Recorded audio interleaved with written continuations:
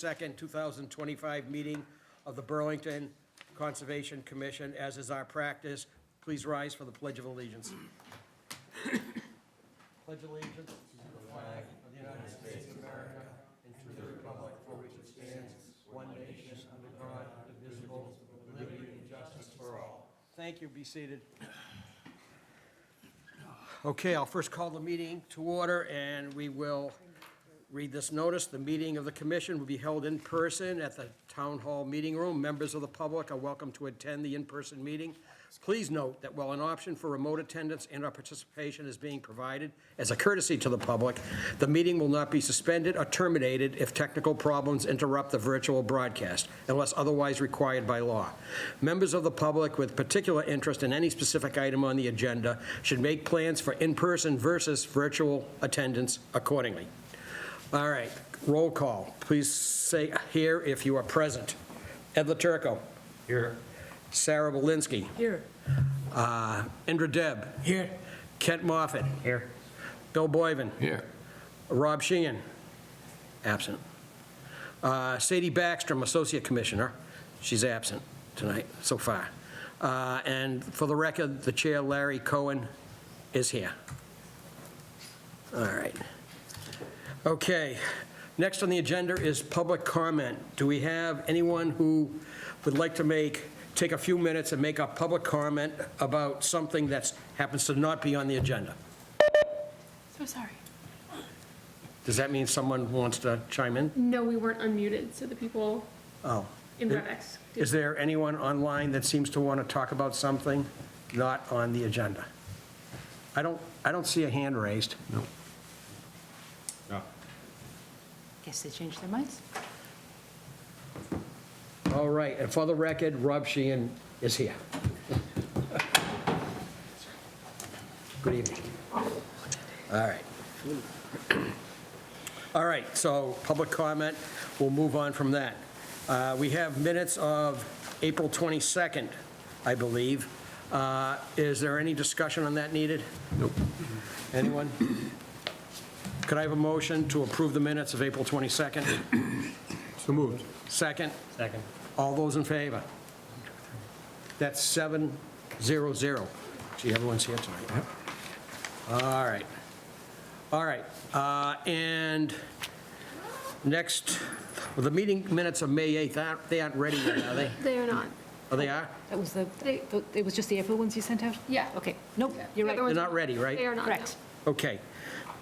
Okay, item 4, now we're down to item 4. It's a request for a certificate of compliance for a wetlands permit for 58 Beaverbrook Road. It's Maria Castanetti, it's DP file number 122-634.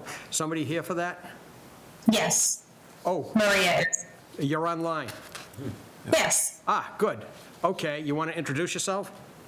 yes, I am Maria Buckley, and I live at 58 Beaverbrook in Burlington. Okay, apparently we have something that says Maria Castanetti here. That's my maiden name. Oh, well, then that works too. Okay, all right. All right, so the commission was out yesterday. We did a little site walk. We knocked on the door, nobody was home. And, but we did the site walk so we could get through this anyway. Eileen, do you have any comments for us? Well, just to remind everybody, this is a COC for a single-family house rebuild in the buffer zone to bordering vegetated wetland. They submitted an as-built plan, so everything appears to be built as expected. To remind everybody, there was also an enforcement order associated with this property when they cut down 6 trees behind the fence, very close to or even in the wetland. They were required to replant 6 trees. They did do so.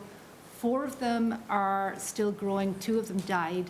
So it's up to you to just discuss whether you're okay with that. The rest of the wetland behind the fence seemed like pretty healthy. There was lots of jewelweed and other plants back there.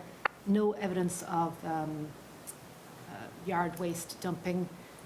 They also have a flowering dogwood out the front and some arborvitaes that did get planted in the buffer zone, but outside the fence. All right. Okay, Ed, you have anything comment on this? Nothing. Sarah? No, sorry. Rob? Kent? Indra? Bill? I think I'm fine with the 4 that have survived. There's so much growth back there, it's going to fill in any blanks pretty quickly.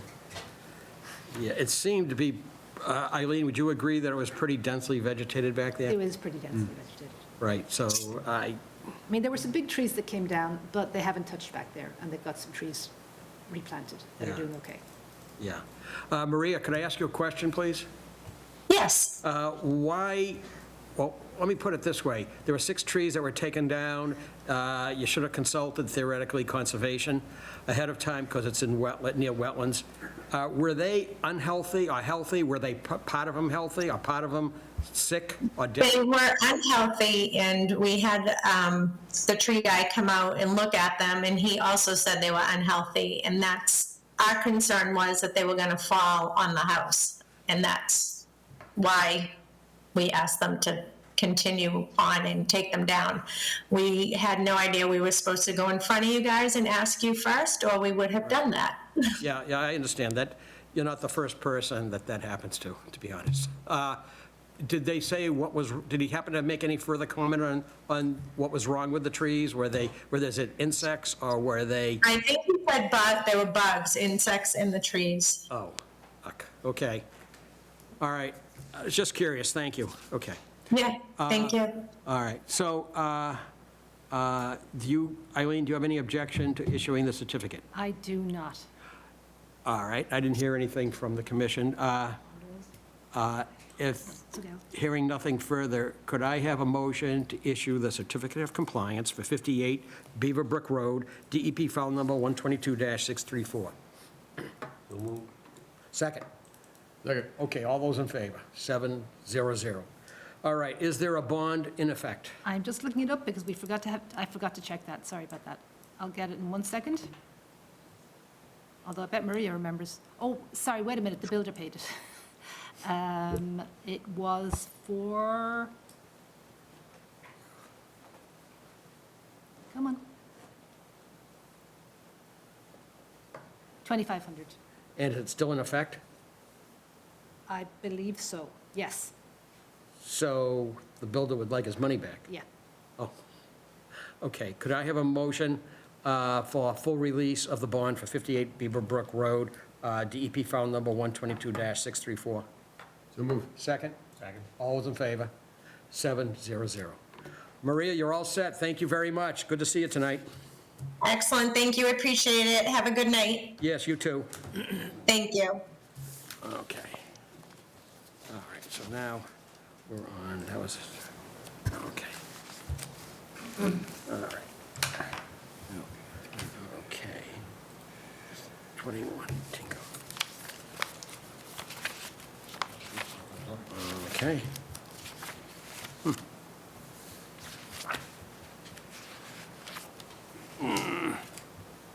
I don't seem to have the notice to read. Wait a minute, do I? This is 1A. Anyone have the, do you have the notice hand? Yeah, I can find it. I have, I'll find it in just a second. Yeah, I don't I seem didn't to. realize I didn't have it, sorry about that. No, I Minutes. thought I had them all. I thought I checked. Okay, for some reason, sometimes when we come over here, we're able to connect to the drive, and sometimes we're not. The one over across the way. Yeah, I got it in 1 second. Statement, Tinkham Ave. Here we go. Shall I read it out? Please, why don't you read it? Yep. Notice is hereby given that the Town of Burlington Conservation Commission will hold a public meeting in the main hearing room at the Town Hall on Thursday, May 22nd.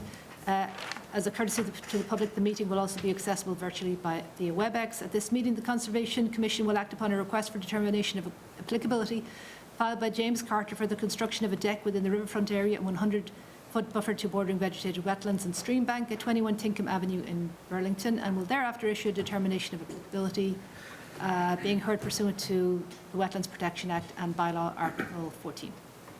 All right, come on up. The way this works, you get to introduce yourselves, you state where you live, which is probably obvious, and then you get to summarize whatever you're doing. Okay, my name is Chrysula Varadakis. I work for the design build firm Architect, and we are the ones constructing the deck at 21 Tinkham Ave. and I'm here with the homeowner. All right. Would you like to say anything at all? I'm James Carter. I'm a 40-year Burlington resident, and I live at 21 Tinkham Ave. Perfect. Okay. We were out at the site yesterday, and we got a look at what it is in the back of the house. Eileen, would you like to summarize where I we are? could, but did Chrysula want to? Did you have, Oh, what we're doing? yes. Yeah, I mean, I thought you would, if you didn't want to, you don't have. Oh, I did the introduction, but yes, so the plan we have for 21 Tinkham is that we're constructing a deck. This deck this will be about 2 feet in from the edge of the furthest point of the house that's towards the wetlands. This deck will be installed with low-maintenance decking with fasteners that allow for drainage, proper drainage between the deck boards. We'll also be using helical footings, so there will be no excavation. The stairs will land on the existing asphalt there, so there's no need to excavate for a concrete pad either. And that's basically the scope of the work that we're doing there. Okay, sounds very straightforward. All right. Eileen, now, would you like to summarize I could. the situation, please? So Lucy's sharing the pictures from when we were out there yesterday. They're replacing that high deck that you're seeing with something that's considerably, a bit bigger, but it's going no further out than the existing house or the stone wall. And then the new stairs will go down to where it's asphalt. The entire work is going to be around, how far did we say from the wetland? 70 from the 70 feet from the wetland, and a little bit further from the stream that's down there. There is quite a drop-off. There's a little bit of a stone wall right where the house ends. So provided there's some erosion control put there at the stone wall, we have no concerns about this project going forward. Okay, let's see if there's any questions, and then we'll move along. Ed, anything on this? Nothing. Sarah? Nothing. Rob? No. How about Kent? And Indra? Bill? No, the disturbance will be absolutely minimal, so. Yeah, I don't have anything further on this. Is there anyone in the audience that would like to make a comment on 21 Tinkham? Nobody online, right? No. Okay. All right, so we have draft documents, which is a negative conditional determination, and you may or may not be familiar, but it imposes some standard conditions, routine conditions, I should say, and which means the commission thinks if they're adhered to, there should be no problem. So we're going to review it and then vote. Okay. The applicant proposed to construct an approximately 13 by 15-foot deck attached to the rear of the existing house on 3 helical footings. The deck did not extend beyond the existing house and was constructed over existing asphalt and existing gravel. Its work occurred approximately 70 feet from the wetland and 100 feet from a stream regulated under the local bylaw. So the jurisdictional areas are the same, stream and wetland. And the decision is for the Commission is voting to issue a negative determination of applicability only for work as described tonight, only for the deck. Anything else, then you need to come back to staff or the Commission. Prior to beginning any construction on the site, sediment barriers, which should be straw wattles, minimum 9 inches, or something else that you decide with the staff, shall be installed by hand at the top of the stone wall and inspected by conservation staff. Permanent stabilization must be approved by Conservation Department staff, and sediment barriers must remain in place until approval is granted. No removal of trees or shrubs or alteration of naturally vegetated areas is permitted by this decision. All construction and demolition materials and excavated soil shall be disposed of off-site in a legal manner. No tracking of sediments onto public roadways, and sweep the road daily if that occurs. And no filling or grading of the property under this decision. All existing drainage patterns shall be maintained. And the last parts are just saying that the members of the Commission or staff may check on the proceedings during the construction. Any questions at all? No, so what I'm hearing is that we'll need to install a 9-inch straw wattle along the perimeter of the stone wall there? Yes, that's what it says. Okay. Is there a, does it describe, is it 15-foot length, 20, 25 foot? Does it matter? We did not say, I can add that if you want, but it would be from the corner of the house to past where the work is happening. So that's going to be what? Okay, so probably somewhere like to the asphalt, I'm guessing. Right. So like all along here. Yeah, exactly. So probably 125-foot length will do it. Okay. Also, are you removing some asphalt too? We will excavate a small area of asphalt to install one of the helical footings. Got it, okay, Yeah. thank you. All right. Any questions from the commission on either the summary of finding or the conditions? Could I have a motion to approve a negative conditional determination for the property at 21 Tinkham Ave as discussed? So moved. Second. All in favor? 700. You're all set. Great, thank you. Thank you. Thanks so much. Have a good evening. You too. Okay.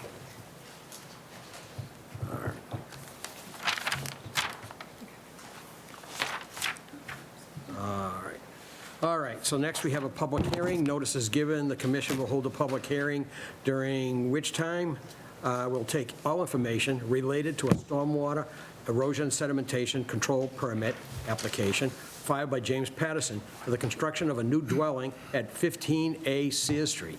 The application is being heard under Burlington Bylaw, Article 14, Section 6. The commission will review all information relative to the application and may issue a stormwater permit for the proposed activities.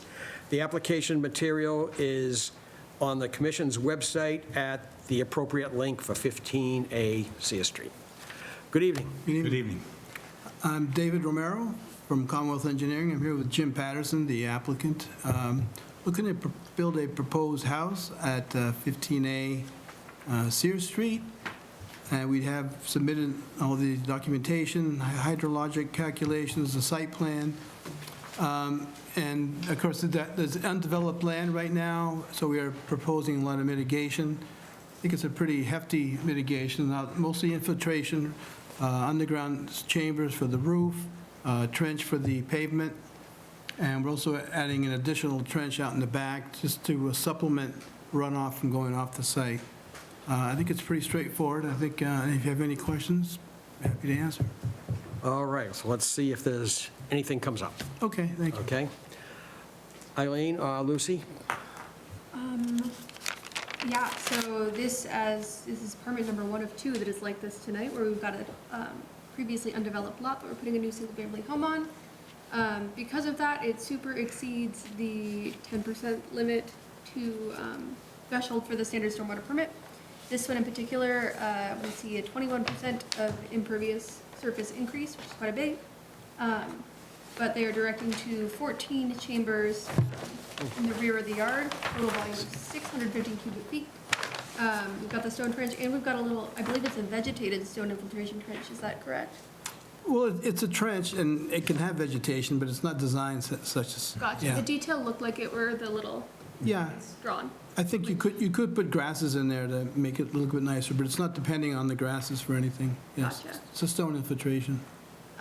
My only question is, what is the grading situation like? It looks like you're currently at about 3 feet. Yeah, maximum of 3 feet, average probably about 1.5 feet across the site. Okay. And the groundwater was about 3 feet down. Yeah. So we brought everything up a little bit to be 2 feet above the groundwater, and that's why you see some filling. It's going to be kind of tapered off at the lot to the left on the plan, so we're going to be kind of even it out a little bit with that. And then we'll use some retaining walls, but the maximum retaining wall is 4 feet to kind of help us with that. But then on the right side of the property, it's all going to be pretty much at grade. And that's why we put that supplemental infiltration trench, just to catch anything that may go off the site. That's all I had. Thank you.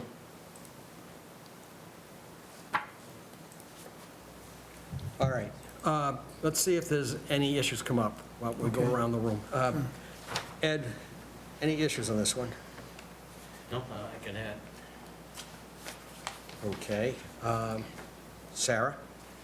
I was interested to hear more about the vegetated infiltration trench that looks like a rain garden. It's not a rain garden, is that correct? No, it's not designed as a rain garden. So, It is an infiltration trench that could have vegetation in it, again, like some grasses that get water-tolerant grasses that would just make it look a little bit nicer, but it's not designed to be a rain garden. No, it's not going to hold water. so is that because the land grade slopes down towards it? You're Yeah. concerned it will go into the Yeah, adjacent property? right. And we're not even including it in the calculations, we're not depending on it to serve any hydrologic purpose. Again, it's just to catch anything that might go off the site. Okay, that's my only question. Yeah. Rob? Nope, no question. Kent? Lucy asked the question about the grades. Yeah. Endron? Bill? I'm still a little concerned about the grade and the way the infiltration trench sits. I mean, at the top of the drawing, I see 5 foot from one side to the other dropping down, and yet the trench doesn't go all the way to the back of the property. So what's to prevent that runoff from just going into the neighbors once you fill it to the new height? Well, again, the runoff off the site, we've met that. We've kept the balance from pre-development to post-development, so we're decreasing runoff off the site anyway.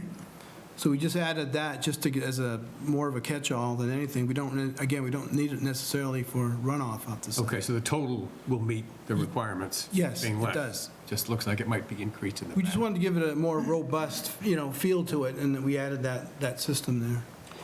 What is the driveway pitch? Is it pitched towards or away from the street? It's pitched toward the street, but the street also goes in the angle that we have the trench on the side of the driveway.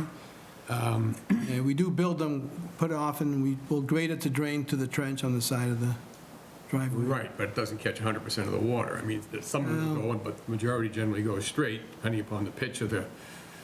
Well, that we attempt to, and that's what we try to do, to make it so it does all go into the side trench, yeah. Well, And it will match the road, because it's going in that same direction. unfortunately, it doesn't always work that way. You actually looked at it, Bill, about for a certain pitch, like, Yeah, it's a simple calculation. If it's like 5 to 1 pitch going down and 220. 3 to 1 going to the sides, then you just add them together, and it's 8. So 5/8 of the water is still going to the street, and only 3/8 is going to the It's side. a pretty flat driveway, it's probably a 2% driveway. Okay. So it's not very much pitch from the road to the garage. Okay. It's pretty flat, so it doesn't take much to get that pitch All right. that's the other way. important. Okay, Yeah. that answers my question about how much the pitch was going to be. Yeah. And the only other question I have is, what's the planting plan? What do you plan to do on this property? Especially in the rear setback. The current requirement for rear setback is no tree cutting, but this sort of predates it. Is that correct? Was this first put in prior to that change? Well, no, the first, we had issued a stormwater permit for this property a couple of years ago, but since then it's changed hands and they've changed the design. So this is a new permit Okay. under the All right. slightly newer element of the bylaw. And right now, for a standard stormwater permit, we allow no tree cutting in the rear 15-foot setback. Now, that was already done, by the prior property owners and building the field. But I would like to see something planted back there to sort of recreate, some trees, especially in the rear setback. Of course, if it were my house, I'd want to have trees or something and shrubbery elsewhere. So I would encourage some sort of planting plan to be submitted. Yeah, I think we can do that, sure. Great. We don't show landscaping on the plan, but they definitely intends to put landscaping across the whole property. Okay, And we'll make that a focus point to get that in the back. great. yeah. Yeah, you should specify in the rear 15 feet how many trees and what size you're proposing to replant. Just from my point of view, a 2-gallon tree, 4 to 6 feet, is really not sufficient. It has to be a little better than that, honestly. Okay? All right? And, There, they didn't cut anything. did what? they? They didn't actually cut anything. No, but I would like to see a decent-sized trees. And the other is, on the driveway, I see a contour of 219 going across the site. Is that enough, Mr. Romero, to ensure that you get, that the way it's built is the way it's intended, the way it's intended is the way it gets built? In other words, do you need micro or spot grades so whoever is constructing this knows? Probably, yeah, we do need micrograding, because it's going to... Oh, it does say grade to drain. I see Yeah, that. You got to note on we that. always add that note, but we'll make sure that it does pitch a little more to the side than, again, it's very flat from the road to the garage, so we'll just pitch it to the side a little more, and you barely see the slope, 2%, hard to see with your eye, but we can make it so that it goes to the side trench. Yeah, we've had a number of cases where, frankly, the runoff from the driveway misses most of the drain that was Yeah. constructed, to be honest with you. Not pointing to you or anything, just Right. the way these projects work out. Yeah, well, we'll make sure, Patterson, yeah, we'll make sure that we get that done. Great. You can put that somehow in, I don't know if you do conditions for this permit, or how that works, but, Well, I suppose you can put spot grades as needed to ensure that the majority of the runoff ends up in the trench. You could do that. All right, okay, this is a hearing, and is there anyone here for 15A Street that might have a question?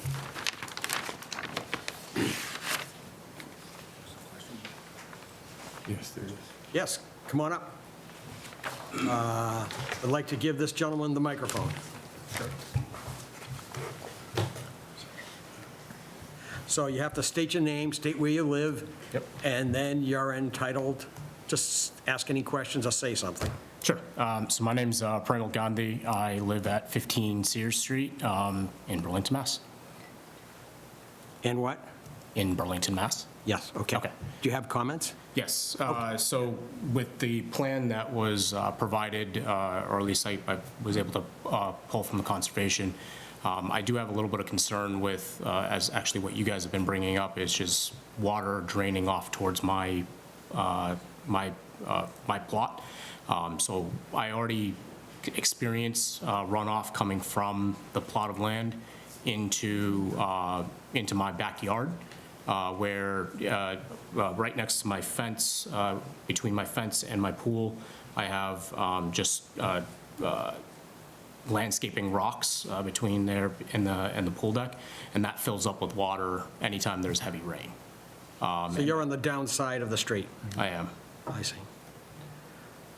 Okay, and this happens regularly? Yes, whenever it rains. Well, that's not good. Okay. All right, thank you. All right. Anyone else? 15A Street? All right, Mr. Romero, it seems to me, given what we just heard, it might be a good idea to extend that landscape feature to kind of capture some of that stuff. yeah, we can. Again, our calcs do show that we're reducing the runoff off-site, but we can increase that. It's really just stone. It's a simple method to catch water, and we'll do that. I don't know how big it is now, but. I don't know, it just strikes me as, given what we just heard, as a neighborly gesture where you're going to be living there, it would be nice to do. Sure, we'll make it a little bit bigger to catch a little more water. We'll do what we can, sure. All right, okay, so in the back property, is that where it floods, sir, in the back part of your property? On the left side of my property. Yeah, okay. On the backyard, yes. Yes, okay. Yeah, so I think it sounds to me, Bill's suggestion might turn out to be a good one. All right, is it? Okay. Great, thank you. Is there anything else?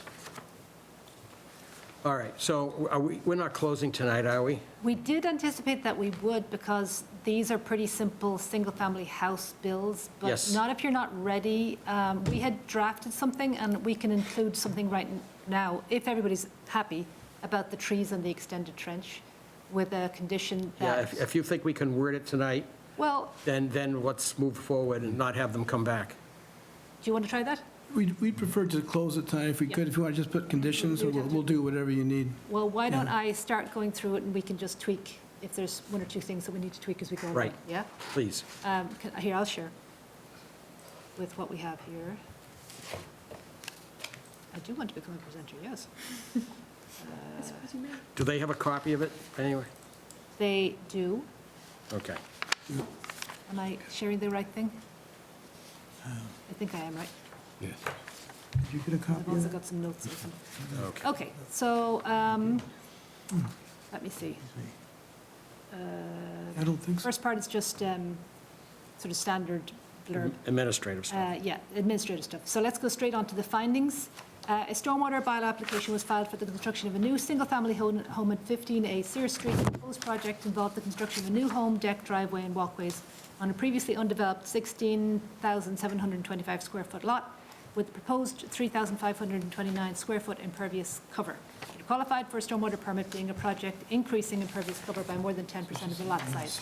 So I just wrote a note here, trees, because you were talking about trees, so we can just add that into the project description that, I don't know what they would agree to, 4 native trees would be. I would say included in 4 native, 6 to 8 feet in height. Is that reasonable, Mr. Romero?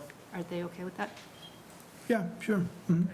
Well, okay, it's not just 4. Mr. Romero, there's Mr. Patterson is the actual homeowner. He gave a thumbs up, so. Trees. Fine. I guess he spoke for you.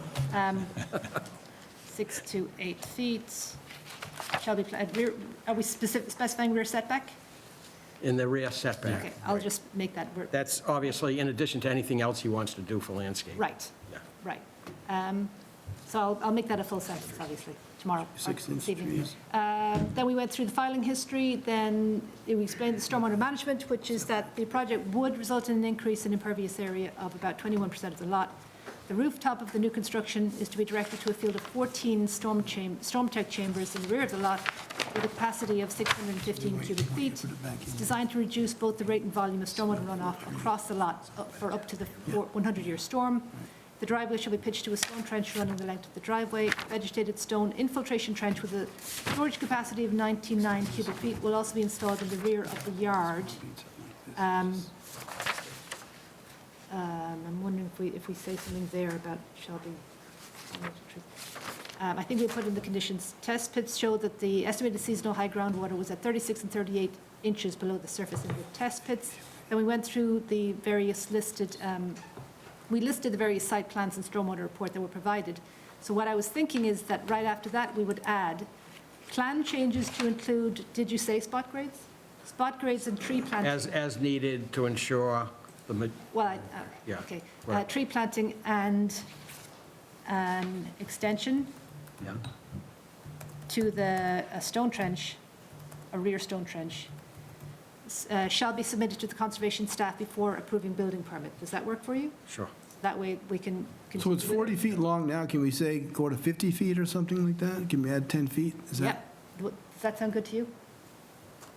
Well, that'll bring it back another 10, does that? 10 feet I don't have towards the plan rear, right in yeah. front. Yeah, toward the rear? Yeah. Okay.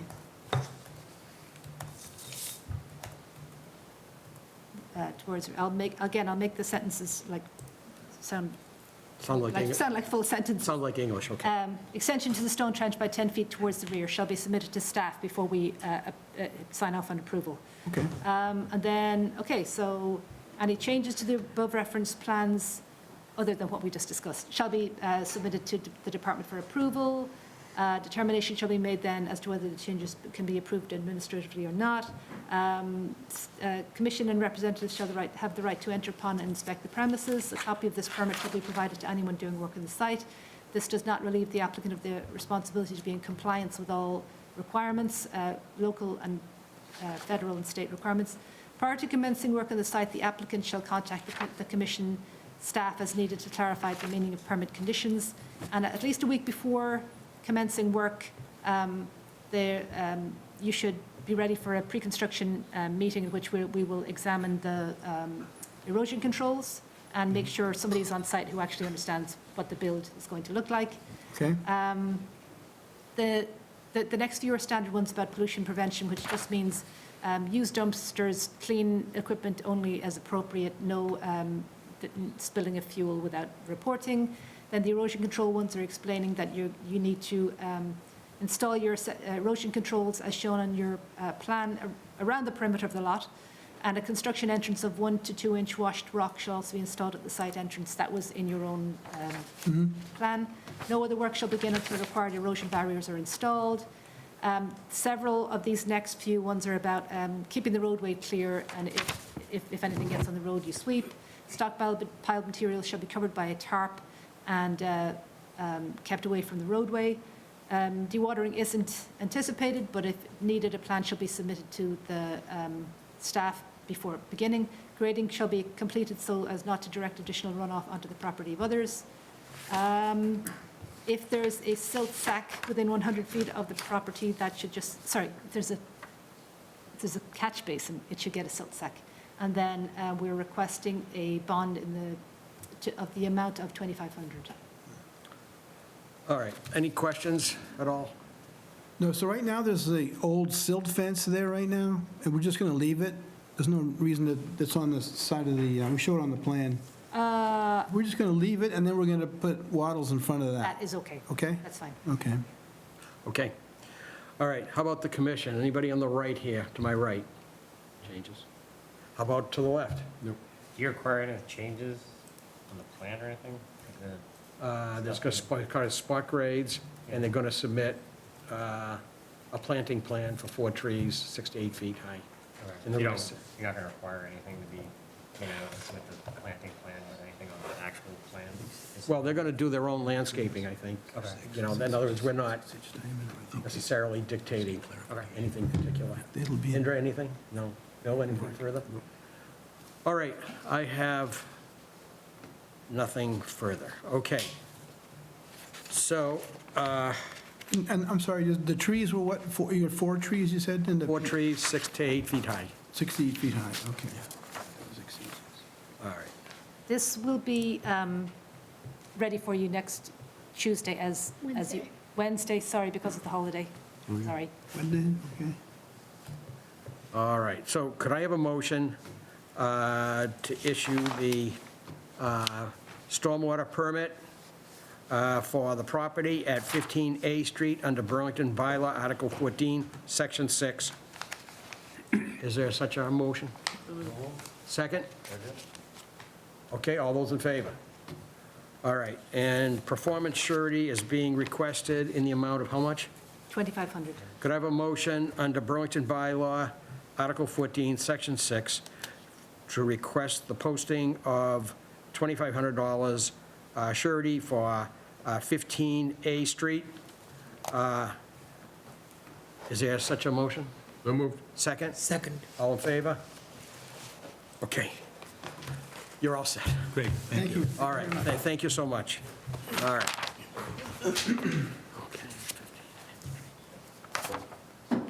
Okay, we're going to move down to, we're on item 7. Notice is given that we will hold a public hearing. The commission will hold a public hearing, during which time we'll take information related to a stormwater erosion and sedimentation control permit application filed by Mark Morocco for the construction of a new dwelling at 1A Highland Way Street in Burlington. The application is being heard under Burlington's bylaw, Article 14, Section 6. The commission will review all information relative to the application and may issue a stormwater permit for the proposed activity. The application materials are available at the link on the Conservation Commission webpage. Good evening. Good evening. Please introduce yourselves, Sure. who you're affiliated with, or where you live, or whatever, and then you can summarize what you're doing. Thank you. My name is Fred Russell. I'm the project engineer for this project. This is Mark Morocco, the owner of the property. So what we're proposing is, the lot right now is a vacant lot that was subdivided from 100 Francis Wyman Road.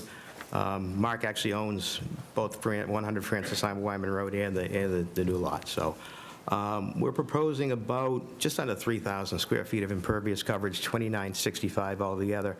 We're providing stormwater mitigation for all of the roof runoff and the driveway runoff, as well as the walkway, which will be made of permeable paver. So basically, all of the new impervious coverage will be attenuated on the property. We meet the stormwater bylaw performance standards where we're not increasing flows or volume off-site for post-construction conditions. So that's basically it. Okay. Lucy, you want to take this one? I forgot to share these photos, give me 1 second. So this is our second residential stormwater permit of the evening. Similarly to the last one, this is over the threshold for the 10% requirement to have a standard stormwater permit. This one is 14.8% of the lot will be impervious. That doesn't include the permeable pavers, which is a nice touch, if you ask me. They're proposing 2 chamber fields, 10 chambers in total, a volume of 901 cubic feet, the driveway to a trench drain. They did not find groundwater in test pits, which is always good. One thing to note is that they cleared a lot of trees on this lot before this got onto our desk. And with the standard stormwater permit, we try, I believe it is a requirement to not cut any trees in the rear 15 feet of the lot. So that is something to consider when deliberating. But that, I have no questions. Other than that, it seems pretty straightforward. Well, of course, the question when we were looking at it is how far back does the lot line go? Yes. So we couldn't really tell when we were there. That stone wall is all the stone wall is barrier all the way around. Okay. So that stone wall was the lot line? That's the line, yep. Yeah. Usually that's the case on these things. Okay. All right. All right, let's see if any issues come up that need to be responded to. We can continue this if there is such. Ed, 1 Highland Way Street. I always have to snicker when I see a wall like that, the fact of its depth from front to back. So it's a design that came from the Germans years ago. Where do you feel comfortable that nothing is going to impede a neighbor when you have such a wide stone wall? Well, when we had the meeting before, they said they wanted, because it's a historical wall, not to touch the wall, so the wall will never be touched on either side, on the long side or the back side. So that's, You already got agreement. yeah, at the meeting, yes, we did, yep. That was my concern. Yep, nope, we already had that. Cool. It's in the meeting notes Sorry, what meeting? from the board, the planning board. Planning board? Yep. Okay. All right, Sarah, any questions, please? It's too late now, but I would have tried to persuade you to keep some of those real big trees, but, Yeah, I understand. so nothing further. Rob? Not much. I was also sort of like looking at the wall as well, sort of like an old farm wall. Pretty interesting. And then I guess just there was like a ZBA variance that's just related to the splitting of the lot. Is that right? What are you saying? The variance, There's a zoning ZBA board of variance? appeals. Yeah, that was for the subdivision of the property, correct? So all the setbacks and everything Right, else yep, is fine. yep. All set? Kent, anything on this one? Indra, anything? No, I just see that the trees, have cut and it's too late now. Yeah, we don't, to be clear, our stormwater bylaw, we do not regulate or restrict tree cutting for a stormwater bylaw permit, except in the 15 feet. We're not, it's your discretion of what it is. And, but by the same token, you did cut 40 trees, and sometimes, in fact, more times than I'd care to count, when a lot of these trees are cut, properties that were not wet, particularly from a little higher elevation coming down that hill there at all, you'll have water, you have a much wetter piece of property. It doesn't always happen, but when the trees are gone, they take up enormous amounts of water. And so you can partially mitigate it by replanting, obviously, wherever you want to. Thank you. Bill? That point was exactly what I was going to make. Not only is the property denuded of trees now, but with the fill that's going in there, it looks like you've now got at least a 6-foot drop from the left side of the property to the right side. And even though the total coming off by the calculations is reduced from the original, that's mostly in the front half. The back part of the property, water that lands on that has got a 6-foot drop to just run off to the side. So, I would like some kind of a trench on the right side like we saw on the last property to kind of catch some of that. Again, the calculations don't show the effect of cutting 40 trees, which is 100 gallons a day sometimes, and these big trees sucking Per up. tree. Yeah, per tree. So that means that 4,000 gallons a day is now laying on the ground when it used to go up into the air. So I would like to see that, and of course, some plants, some trees planted at least in the rear 15-foot setback.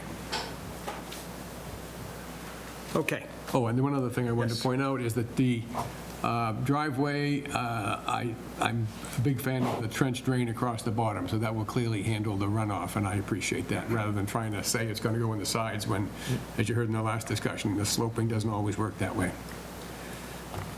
That's it. Yeah, I was going to say, I like the fact that you proposed a trench drain at the bottom. It just shows the fact that we're not getting a whole bunch of water running into the street. And we've had a lot of things where people put the trenches on the side, and honestly, a lot of times, the water never makes it into that trench. Okay. All right, I'm okay with this.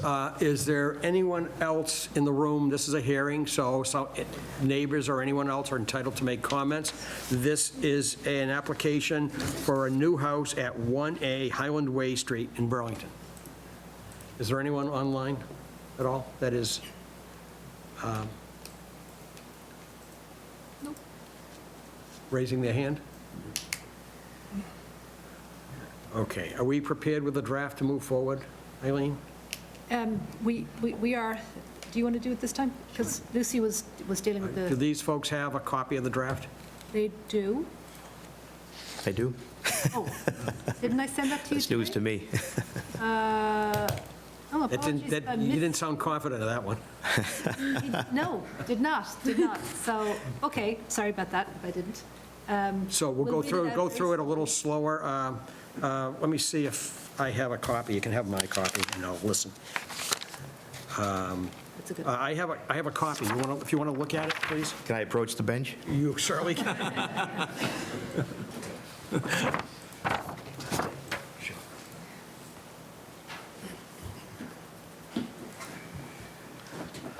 All right, so, I have to make some additions as we go along to this one as well, Yeah. assuming everyone's in agreement. all right, let's do this. Okay, so this one is very similar to the last one. Let me scroll down a little bit. We wanted to go, so the project is described as the construction of a new home, deck, driveway, and walkways on a previously undeveloped lot with a proposed 2,965 square foot of impervious cover. It qualified for the stormwater permit, the standard stormwater permit of the project that is more than 10% of impervious cover over the lot size. Here's where we've got a little highlighted section that we were gonna come to, where it says approximately 40 trees were cut prior to filing, around which 7 appeared to be in or close to the 15-foot rear setback. This draft says 4 native trees are requested to be planted. That is, do we want to pause and talk about that? Or continue on? What did you say? What was the last comment? Do we want to pause and talk about that, or should I keep reading? Talk about what? 4 trees. 4 trees in the rear 4 setback. native trees. Do you want it to say the same thing as the other one, as being 6 to 8 feet?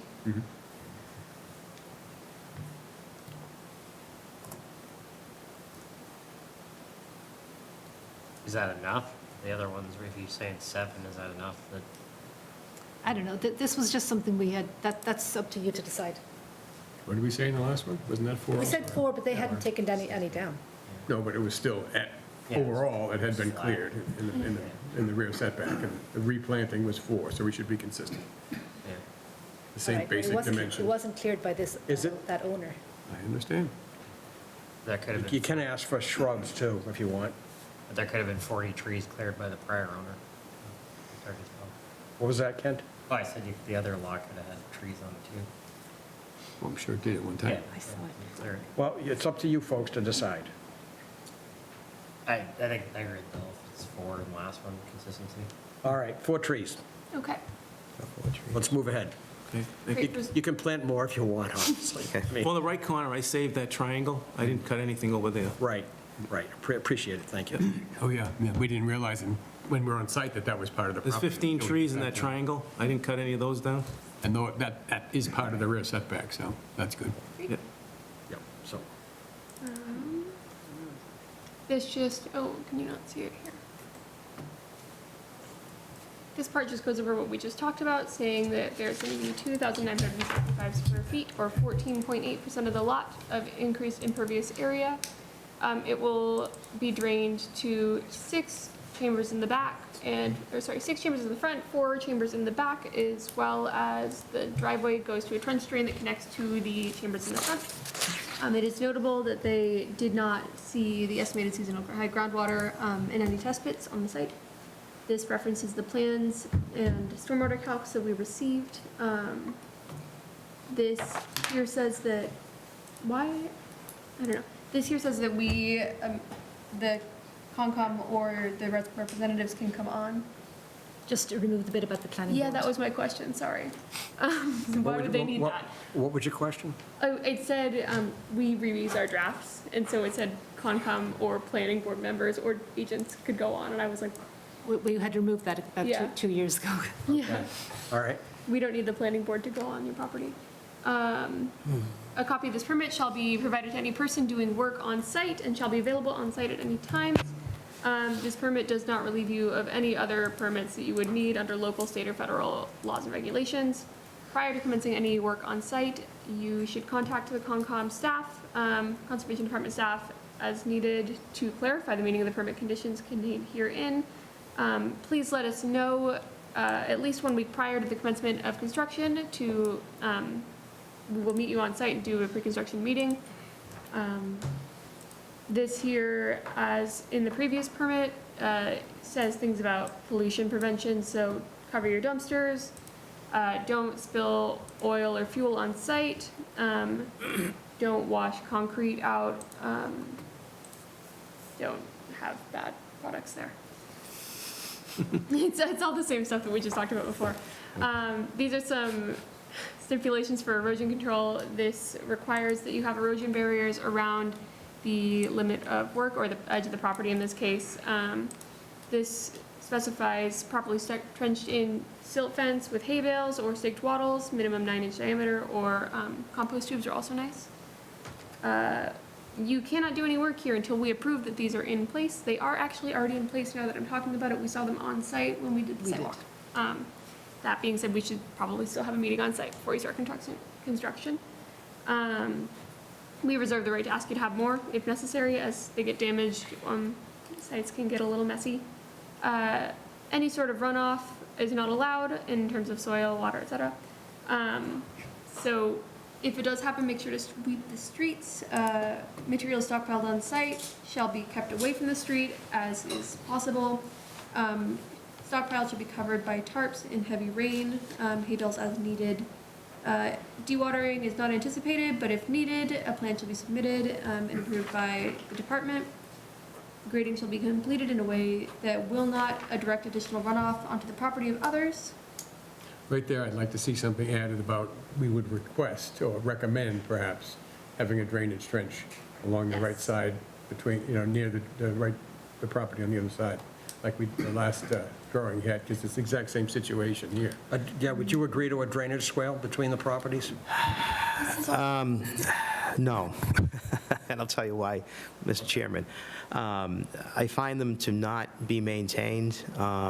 They get grown over and they don't function after a long time. I don't, in this case, I see in certain cases where, again, where you're having a hard time, mitigating stormwater on your property, but we're basically taking all of the impervious coverage that's on the lot and putting it into the ground into some sort of an infiltration system. So basically, it's just going to be lawn that's running off. I hear what you're saying, but with the trees missing, which typically soak up a lot of water, what often happens on the downhill side, you get a lot of sheet flow running off, and you don't have the trees to take it up anymore. So let's say this gentleman decides to sell the Francis Wyman house and move into his forever home on Highland Way. Right. Those people won't be happy if your new house is causing water problems running off the site. So that's what I'm thinking of is, it's your house, and so if you get water from the new house right now, you're going to say, oh, I don't care. That's fine. No, I know what you're saying. No, yeah. So- That part was always grass anyway, that more than half, so it hasn't been a problem. And the house never got water. Well, the thing is, you had 40 trees on the site, and typically, a lot of water gets soaking up so it doesn't saturate the soil. It appears that you're changing the grade, so there's more of a slope than there was before. Is that true? It's actually flattening out the slope. Flattening out the Yeah. slope? Okay, because the Yeah, so that's another a way to attenuate the water on site is the flatter the slope, the more chance it has to infiltrate in the ground. yeah, So, yeah. again, coupled with the fact that there are no issues now with the trees down, and essentially it's bare ground now. I wouldn't say bare ground, but it's not a nice vegetative cover right now, and there's no issues at 100 Francis Wyman now as the site sits, so. And you own 100, is that Yes. correct? Yes, sir. Well, if it was me, I would want a drainage swale that conducts the water. That's typically of what we do. Honestly, where you own the property, Yep, and if you get water, that's my fault. like, They don't put the trench in. so, I mean, No, I understand. so, I mean, that's kind of the way I'm looking at it. If you didn't own that property and you were someone else's, Yep. I think my position would be that I would insist that a drainage swale be installed. No, yep. Okay. What is the grade change? Because I don't see before elevations, now that I'm looking at the plan again. There are existing contours and proposed contours on the site. The version, did you get a better one? I did not. We just got what looks like a scan of what you provided to Mr. Morocco, and I don't see before, oh, sorry. Yeah, there's an existing conditions plan next to the proposed condition, I believe, oh, no, not in this case, but no, there are existing contours Well, it's just on the site plan. Oh, hang on. Hang on. Yeah, let me pull back here. Oh, no, there's no elevations on the build plan, except for just, However, again, if the commission requires it, then so be it. But I don't think it's necessary. However, if it's the commission's, choice to add that as a condition, then by all means, then we'll abide by it. All right, it's up to the commission. Would you be more comfortable taking care of the water going to the rear of the property? What do you mean, making it drained? Yeah, so the water from your One Highland Way doesn't drain off onto the property below you. Whatever you want to do. Okay. All right, what does the commission want to do? Yes or no? Bill? Yeah, I think so. I mean, like I said, I would put some wording in there that it's strongly recommended to put that in. I don't know if we can mandate it. are you Sure you saying a can. swale, or are you saying a stone trench? Because that's sort of two different things. Well, the last property was called a drainage trench. I would say a swell. A swale? Yes. Okay, swale is a bit more effective. Yeah. So would the swale then take it towards Highland Way? No, can you reverse the slope?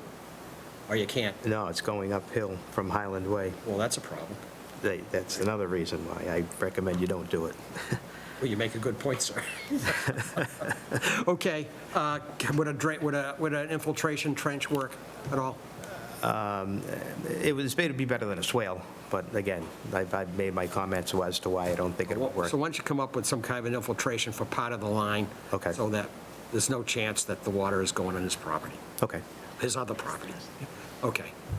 All right, thank you. Okay, I think we're in agreement. Would you mind if we suggest that, rather than that being just under the conditions, we do the same thing that we did for the previous one, where we just put a line after plans, just to say something like they'll work with staff to agree on an appropriate Way of handling it. additional measure before we sign off on the building permit? Is that- I think it's an excellent suggestion. All right. Okay. Did you finish reviewing the document? I don't know that I did. Probably the bulk of it, most of it, Probably the bulk of it, and then the yeah. bond. Oh, yeah, I think all I had left to say was, oh, and it's frozen. Oh, it's unfrozen. And the bond is how much recommended? It is, I think we probably said 2,500 again. We're trying to just keep it, Keep it consistent. yeah. All right. yep. All right, any further comment from the commission? Nope. All right, could I have a motion to issue the stormwater permit for the property at 1A Highland Way Street in Burlington, under Burlington Bylaw Article 14, Section 6? Is there such a motion? Second? Second. All in favor? 7-0. Could I have a motion to require the posting of $2,500 surety under Burlington bylaw, Article 14, Section 6, for 1A Highland Way Street in Burlington? Is there such a, for $2,500? So moved. Second? All in favor? All right, that, again, that was 700. Great, thank you very We're all much. set Thank you tonight. very much. All So right. when can I get the permit? Eileen, when do they get the permit? It will also be Wednesday, but that's the way it works. But once, if you've made the changes to the, I'm sorry, to the Word version, I'll probably get it done this evening, because I'm going on vacation, so I'll try to Oh, get have a good vacation. Thank you. But I'll try to get it finished and scanned tonight. So you can have a scanned copy, but it won't be official until next Wednesday. So you can't get the permit till next Wednesday? What do you mean it's not official, Eileen, when you say that? It's not, well, it's not dated until next Wednesday. I guess we could change the date if we need to, because we do have the, well, once you sign these, we will have the signatures. Yeah. Are you in a hurry? Well, my excavating guy's biting at the back door, so he's trying to get in there before he goes to another job. I don't want to lose him. Got it, understood. Okay. That's why I was going to hopefully get it as soon as I could get it, you know? All right, so when will the permit be effective then? Well, is that dated? Is this dated, the permits?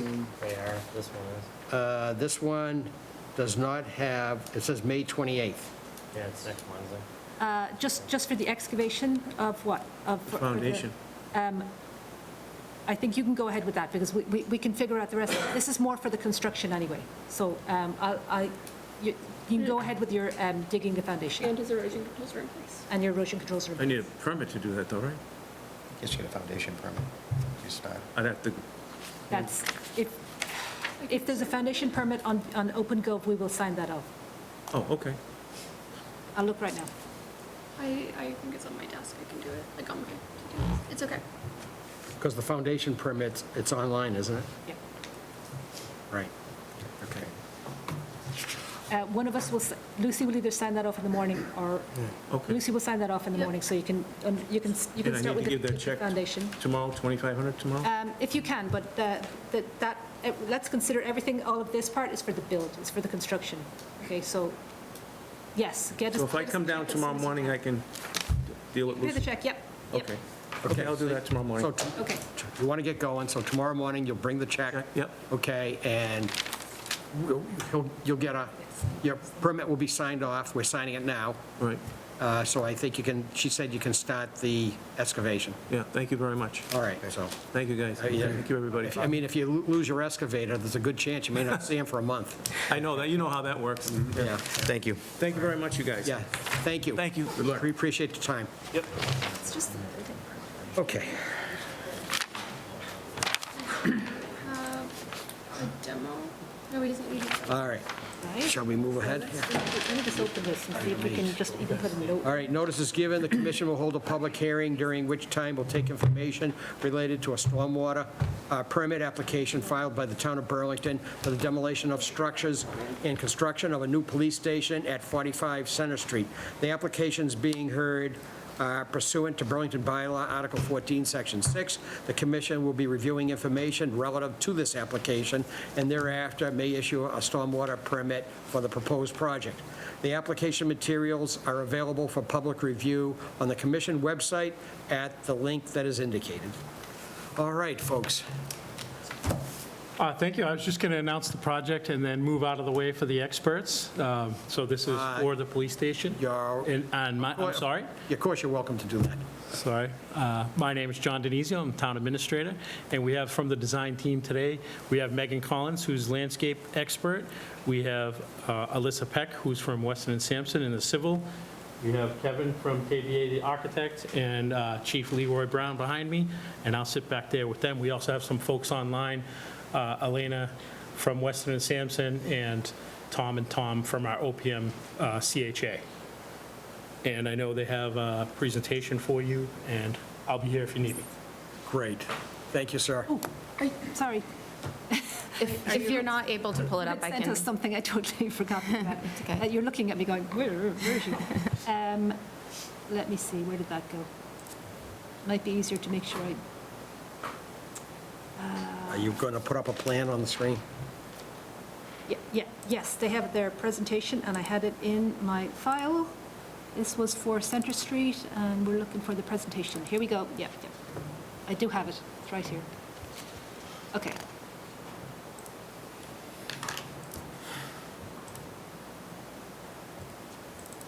Right. Here we go. Okay. As John said, we are here for the Burlington Police Department. The proposed demolition of the existing building on 45 Center Street, and we're going to give you a little bit of background. Can You you bring the hear me now? microphone a little closer, too, probably, it would be helpful. Any better? It's a little bit. I can't hear myself either. I just want to make sure, because there's like a big Yeah. area on the. How's that? Better? That's better. So we'll give you a little project background, and then Alyssa will talk about the existing site conditions, the proposed conditions, and we'll take some questions. The next slide, please. Obviously, you're all familiar with this building. This will be demolished, and if we go to the next plan, the proposed plan includes the new police station building, parking for visitors at the front with a one-way entrance coming from Center Street, and a two-way entrance exit drive from Sears Street, and parking for employees and fleet vehicles will be in the back of the building. We are doing some tree removal, and you can see that we are proposing to do quite a bit of replacement as well. There are wheelchair accessible spaces at the front of the building and in the public parking, along with electric vehicle charging stations and some landscape improvements at the front. And then the stormwater improvements will be included through the site, but hopefully invisible. So you can go to the next slide. So before I get, can you hear me okay? Before I get into the discussion on the stormwater design, I just want to touch upon the subsurface conditions because it really dictated how we move forward with our stormwater approach. 5 test pits were performed throughout the site. They're identified both by those red circles on the plan. They're just sort of sprinkled around the perimeter of the building.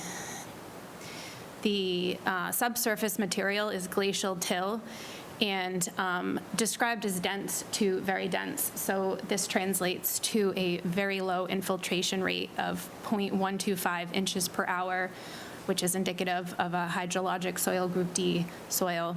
In addition to poor infiltration, the site also has a shallow seasonal high groundwater table, and at its shallowest, it was within 4 feet of the surface. If you can move to the next slide, please.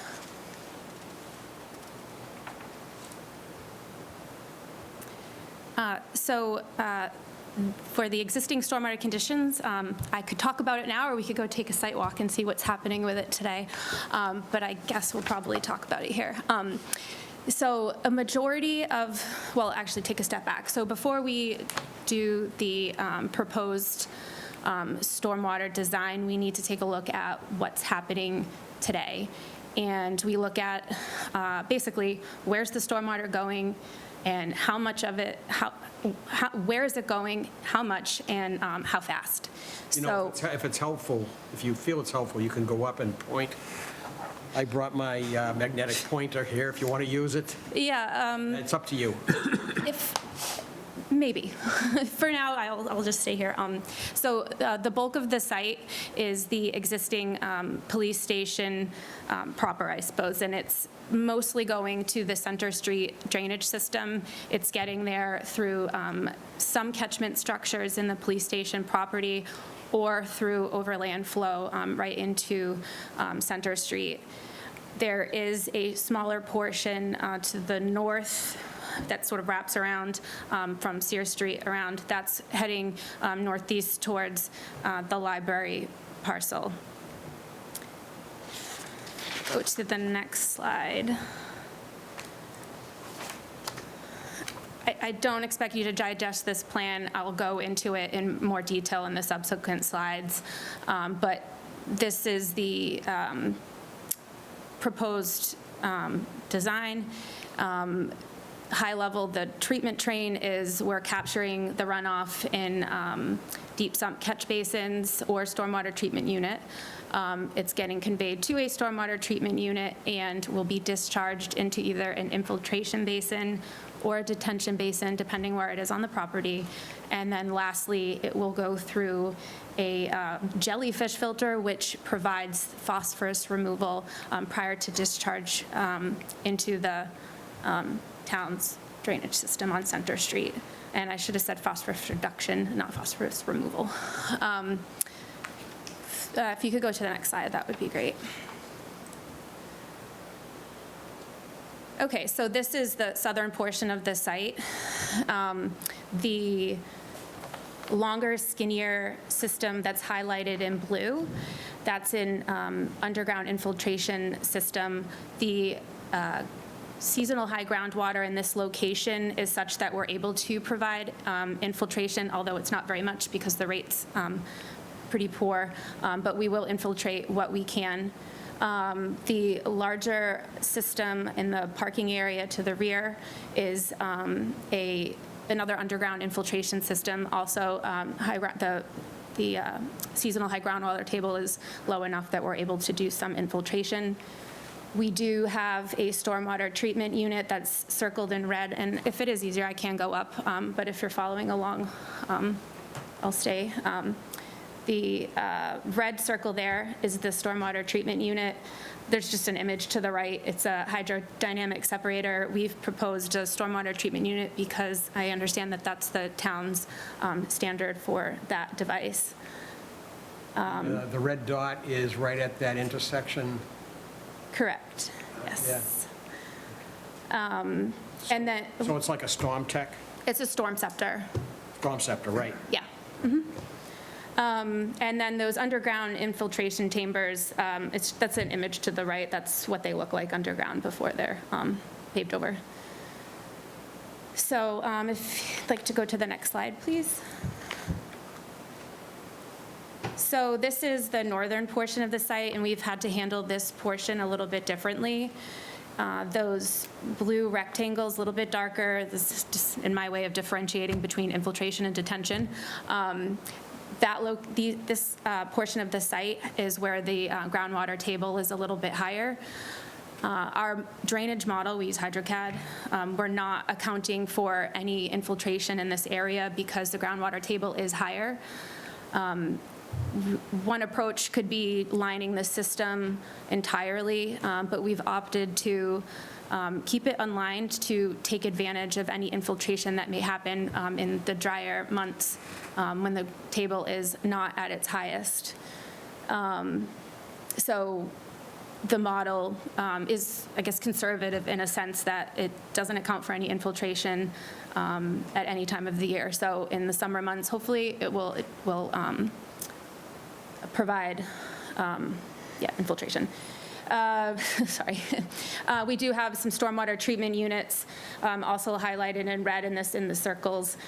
Those are to provide TSS removal for the runoff that is coming from the driveway area. The larger box to the left, the red box, that's the jellyfish filter. That is basically, well, actually it's to the right on the plan there. It's those round columns there, those are like filter cartridges, and those provide the phosphorus reduction. Those are easy to maintain because you can pull them out and you can just rinse them and then put them back in. And I don't know how often they need to be replaced, but it's a pretty simple maintenance process. So, and that provides the phosphorus reduction per the town standards. So as I noted, that one of the things that we do look at is improving the conditions. So we want to reduce the rate of runoff, and we also hope to reduce the volume as well. We are reducing the rate and the volume to the library portion of the site. So there'll be no negative impacts to the abutters surrounding. We are reducing the rate of runoff into the town's drainage system. The volume is a challenge. It is an increase in volume. However, we're able to control it through the use of the underground detention system. The rate's a tricky one. The volume's a tricky one because we are increasing the impervious area by almost 19,000 square feet. But unfortunately, the infiltration rate doesn't really allow us to infiltrate any of the runoff and reduce the rate, so. What was the number on the impervious increase? What was the number? It's 18,700 something. It's close to 19,000. So is it fair to say you are using the detention to control the peak rates? Correct. Okay. And I think that's my last slide. So if there's anything I should need to touch upon on stormwater, I'm happy to answer any questions, but that's it for at least my presentation portion of it. And Megan, I think you want to close it. Yes. I apologize. I sent the tree removal plan separately to you, Eileen. You did. I did not realize that that was required by this board as well as the planning board. Well, as you may have heard explained, it's in the rear setback. So, and I just did say that to you guys today, so that we were just going to have to discuss it. Do you want me to just open up the plan and we can talk? Yeah, you can open up it and talk about it. Looking at the plan. Okay, it's open now. Right.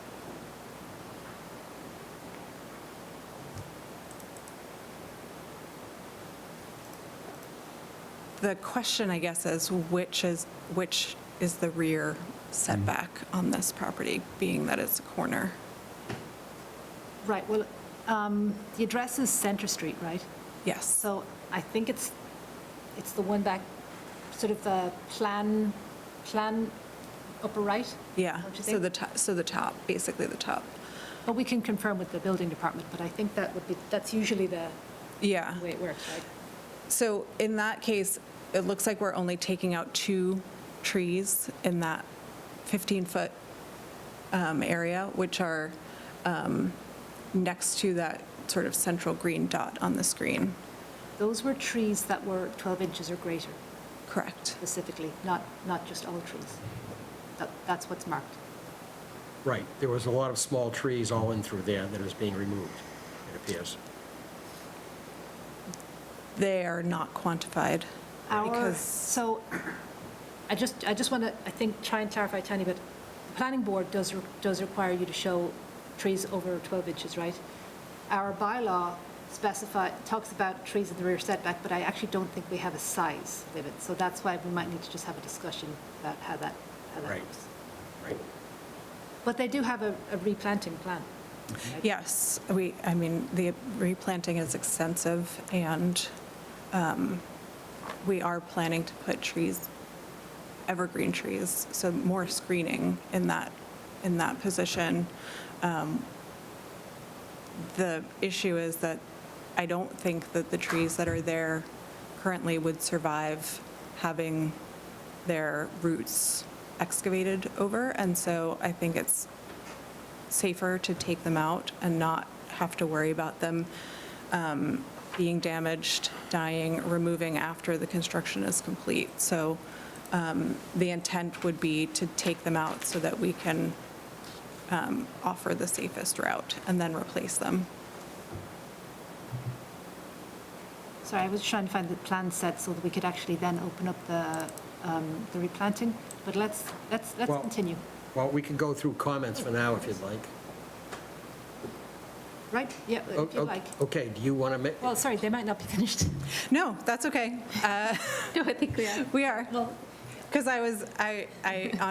when I looked at the plan, I was relieved that there was two That there were trees. so few trees, Yes. turns out. all right. Because we really did make the effort to maintain as much buffer between those residential properties and the town property so that there would be a visual buffer and that the vegetation was maintained. All right. Eileen, do you have comments you'd like to offer at this time? I It's do. only the first evening, we can. I do. I made some notes, but let me just skip down. So this is, before you even saw it, it has been through a couple of iterations, to be honest, of the stormwater design. Initially, they didn't have all the information, and I was concerned about recharge. But since then, with more information, they've also made a huge effort to increase their stormwater management really as much as possible. At the time, they didn't have, they had 3 systems, and now they've got 4. They've got the 2 detention systems that we saw, which, as explained, they're kind of forced to make those detention systems because of the pretty poor soils and the high groundwater. And they now have 2 infiltration systems, whereas initially they just had 1. So recharge is much, much better than just that I was initially seeing. And what I feel is that they are meeting the standards to the maximum extent practicable, which, even though they're calling this a new development, I really think most of it's redevelopment, because you're only actually increasing by, it's really only that new portion. Yeah. So I think you've actually made things more difficult for yourself by saying it's new development, because if it's redevelopment, the standards are a little bit lower that you have to meet, right? So I think they're meeting maximum It's to meet the extent. performance standards to the maximum extent practicable, if it's And- redevelopment. Right, and they have I think, in most of this stormwater standards. Yes. It was just recharge, I guess, was. Well, we are meeting the recharge and now. the Volume. Yes, the volume. Volume was just proving impossible, but I think they've genuinely hit the maximum extent practicable. Let me see, are there? Do you have any issues at this point yet? Or are things that you would like to see them provide? I just had a question, that's a very simple question that I know that they can give me the answer to. We were talking about, there was a note about the phosphorus removal, 74% by the infiltration basins. Did that come from table 313 as well, from the appendix 4 from the MS4 permit? Because I haven't had a chance to look that up yet. I suspect it is. You set me up that I'm supposed to know that exactly. I'm not exactly sure where that came from. That's such a technical detail, and you don't have it off. I do not know that off the top of my head, but I'm happy to find out. We can check that. No, flows are lower in the post-development conditions for each storm event, but volumes are a little bit are larger in one subcatchment post-development, and that is the only note that I still have about this project at this point. All right. Okay, what I'd like to do is first go around to the commission and see if they have any questions or issues that they would like to see responded to. Not necessarily tonight, you can always submit that in writing for the next meeting, but I don't want you to go away if they have issues. I don't want you to not hear them. The second thing I'd like to ask you to do is I'd like you to walk us through both the rooftop and you have 2 detention units underground, you have 2 infiltration units underground, and then you have rooftop runoff, and then you have parking lot runoff. I'd like to understand where each of those is going, what's going to where. Sure. And how the routing of the whole thing, and where if there's overflow, where the overflow is being discharged. I don't think we have an appreciation for that, but I didn't want you to take up all that time yet, especially if there's issues that need to get up on the table first, Sure. okay? So, Ed, do you have any questions or issues you'd like to see responded to? And then that's the same question to everyone. Kind of relates to what you just hit on, snow storage and the melting and whatnot and the direction it's gonna go. I also look at, just because we walked it yesterday, you see a lineup of patrol cars, and I'm just trying to picture what's on either side of them as far as melting and snow consideration, things of that sort. Is it on flat, or is that kind of a pit Well- like it is there? Well, you don't have to, you can respond to that later, necessarily, you don't have to. I think we should, unless you've submitted a snow management plan yet, we should, unless you have a quick answer, we should note it, and then you can just submit that. Yeah, I mean, we can submit something formal. I anticipate it would be around the perimeter of the Right. area, particularly in the back. Right. I mean, that's fine. Yeah. Let's, Okay. we'll just keep going, because we only have so much time. Sure, I'm not- That's it. Okay, Sarah? Two questions. First of all, interested in the maintenance of the storm scepter. You mentioned the maintenance of the jellyfish. I wonder, does the storm scepter sort of self-service, it cleans itself, or does somebody have to get in? So there's maintenance associated with that. It is the town standard for a storm water treatment unit. So I anticipate that they're familiar with the maintenance process. We do have an O&M manual that was included in the stormwater report that identifies the manufacturer's Okay, recommendations so for. that's a standard known quantity. Yes. And then about the detention chambers, I guess there's like a global question getting what Larry said, like, there used to be runoff before, there's going to be runoff afterward, but it sounds like it will be less rate, but more volume, is that what I heard Less you say? peak flow, I think she was So, saying. Yes. Could you give like percentages? I mean, you don't have to have that now, but like how much less is one and more is the other? That'd be interesting. I can find that for you in a minute. If someone wants to ask another question, I could be. Well, you can also, precise. why don't Later you, is also why don't you just put it as part of your Okay. response, too? I mean, It's in the stormwater, it's actually very clearly stated in the stormwater report. There's a single page, I think it's one of the appendices. Yes, it's Appendix B, it's one of the front pages in Appendix B. Sure, I missed it. I just saw it today, so it's definitely there. And I'd like to hear of Larry's narrative. The water that falls here will wind up here, and yeah, when you get to that. Looking forward to hearing it. Rob? I think it's a very detailed plan, and I like the planting plan. I also like seeing that there's an oil water separator towards the rear of the building, I think, near the, Sally Port. I think it's sort of near the, sort of the rear tension field. I think it's sort of nice to, sometimes that will come up with like the large parking lots. So what are you asking for, Bob? I guess I'm not asking for much, just saying that. You're not asking for much? Yeah, just nice to see that He there. was Yeah. appreciating the oil and water Appreciate it. separator. Okay, he's not asking for much, so you don't have to. Thank you. All right, Kent? No, I think the point you made about the clarifying is pretty much what I would bring up, so. Okay, Indra? Yeah, did you do the test pit, soil test pit? I personally did not do them. A geotech engineer, SW Cole. Has it been done? or- Yes. Oh, okay. So you know that we require 2 feet gap between the bottom of the storm scepter and high groundwater, seasonal groundwater. Correct. I did discuss the design approach with the town engineer, and we had considered doing the line system, but given the inverts in the street for the structures that we're tying into, knowing that there was always going to be relief and would not mound, because I know that's your concern, we opted to consider doing a unlined system, knowing that it would likely detain when it couldn't be relieved. Does that make sense? Probably not.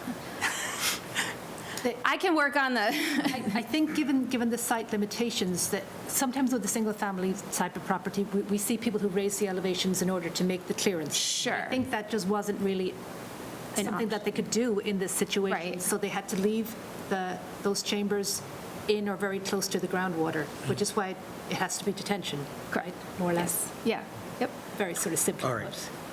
It's basically, those chambers are, like, right now, there's no underground chambers, and they're effectively an open cavity to store the water when it's controlled, and how it leaves those chambers is controlled through an outlet control structure, and that's designed too. So, like, the elevations of of that structure is dictated by how we evaluate it at different storms. So it's designed to send water out at a controlled rate, which is why we're reducing the rates, is which you have asked. That's how we do it, through the use of the outlet thing control is, structure. you are increasing the impervious area here, right? Yes. 18,000, so it's quite a very high number, so. Correct. And we're reducing the rate. It's the volume that's the tricky one, but we're limited by the soils, so. Oh, I see, okay. If this had better soils, this would be, it's a perfect, there's not a whole lot of geometric restraints on the site, so. All right, so Bill? I'm impressed with the plan. Looking at the rendering I've seen of the, what the building's going to look like and the planting plan, I think this is going to be a real asset to the town center. I'm impressed with what I see so far. And dealing with the what's defined as the rear setback, I mean, you're taking up like 2 trees, but you're putting in 20 trees along that whole rear setback. So I'm not disappointed that you took out 2 trees when you're going to do that. And you have made an effort to save a few of the trees. They're clearly marked as to remain, so that's good. And I particularly liked the trees that are remaining, the detailed plan you gave on protecting the roots and how you're going to protect those trees, the whole canopy circle and the root structure, and if you do them, you're going to cut the roots with a sharp implement. So that is something that few applicants actually detail. So I was pleased to see that. A couple of questions just from the walkabout, and they're not really relative to the plan, but I see there's some EV charging stations in there. Is that strictly for visitors, or does the police have any plan to have some electric vehicles? I don't know what the plan is, but there will be one at the visitor parking, and that I believe is going to be included in the project, and that there is a second one that will be for PV, for readiness, that the conduit will be run to that location, but the charger will not be included. That is my understanding. Okay. And I would offer it to JD to answer that question further for police operations, or the chief to answer for police operations. That's all that's in the plan now. We don't Okay. currently have any EVs. You don't have any plans in the police department to have anything electric? Okay. The other question I had was, walking behind the building yesterday, there was a large vehicle, probably some kind of mobile command center or something like that, in a canopy. Where is that going to be? Is the garage going to handle it, or? Yep. Really? Where is the garage for that on this plan? In the building, the footprint of the building, or? Yep. So I know you've seen the plan, and you saw the bump out in the back. That was the garage bays, which is the sally port. There's actually going to be 3 bays, and the 3rd bay is going to be for that mobile command center, the motorcycle, some trailers. And if for some reason that doesn't make it into, through cost or anything else, Okay. then we'll use the 2nd bay of the garage for that. But that will be inside. Okay, good. I was hoping that is what you would say.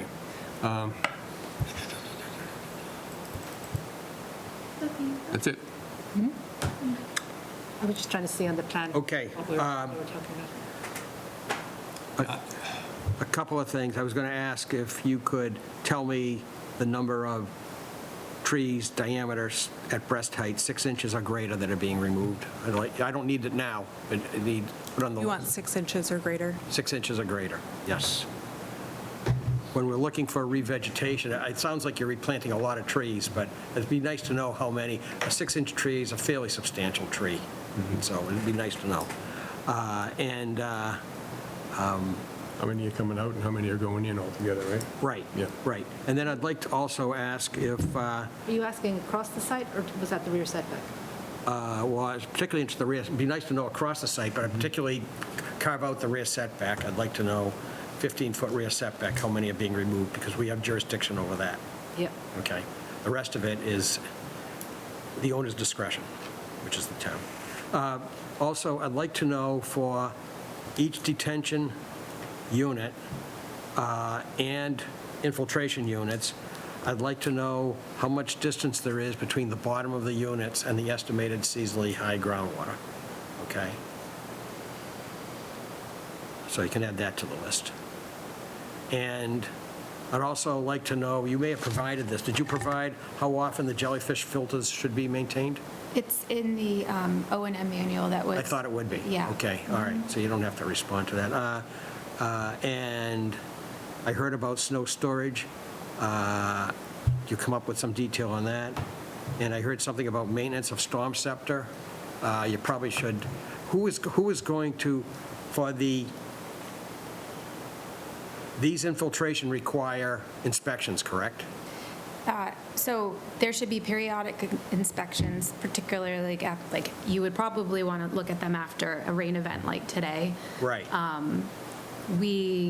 So there's inspection ports, which are. Right. I just don't know the diameter of them. Are there isolator rows in it? So I'm actually glad you brought that up because I forgot to mention it. We do have, so in addition to the stormwater treatment unit, we also are proposing the isolator row to receive the runoff first. So like what the storm scepter doesn't take on, the isolator row will as well. And we are putting manholes on either end of the isolator rolls so that we can. On the infiltrators. Correct, so that it's easier to clean them out. So if the storm scepters surge in a large rainstorm, the solids that are flushing through, bypassing, would go into the isolator row of the infiltration? Yes. Okay. And so my question is, who in the town takes responsibility to have a schedule to do that? Like, I don't know who does that, like, or who should do it, or who wants to do it. I don't know who does it now, but we will find out and get it on the Yeah, schedule. could we put that on the list? Find out if we have to contract for it or. We should,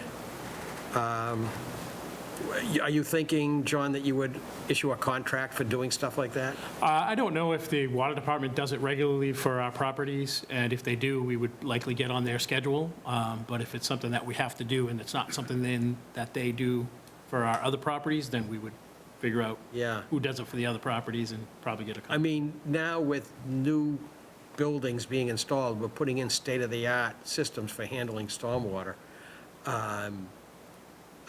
I'd hate to see these structures neglected and nobody even takes a look, nobody knows who is supposed to be doing it, and then you're stuck trying to backfit.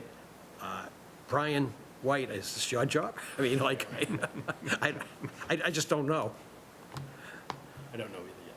So in the O&M manual, we do have some like log sheets, I guess, for lack of a better description, for each of the different devices.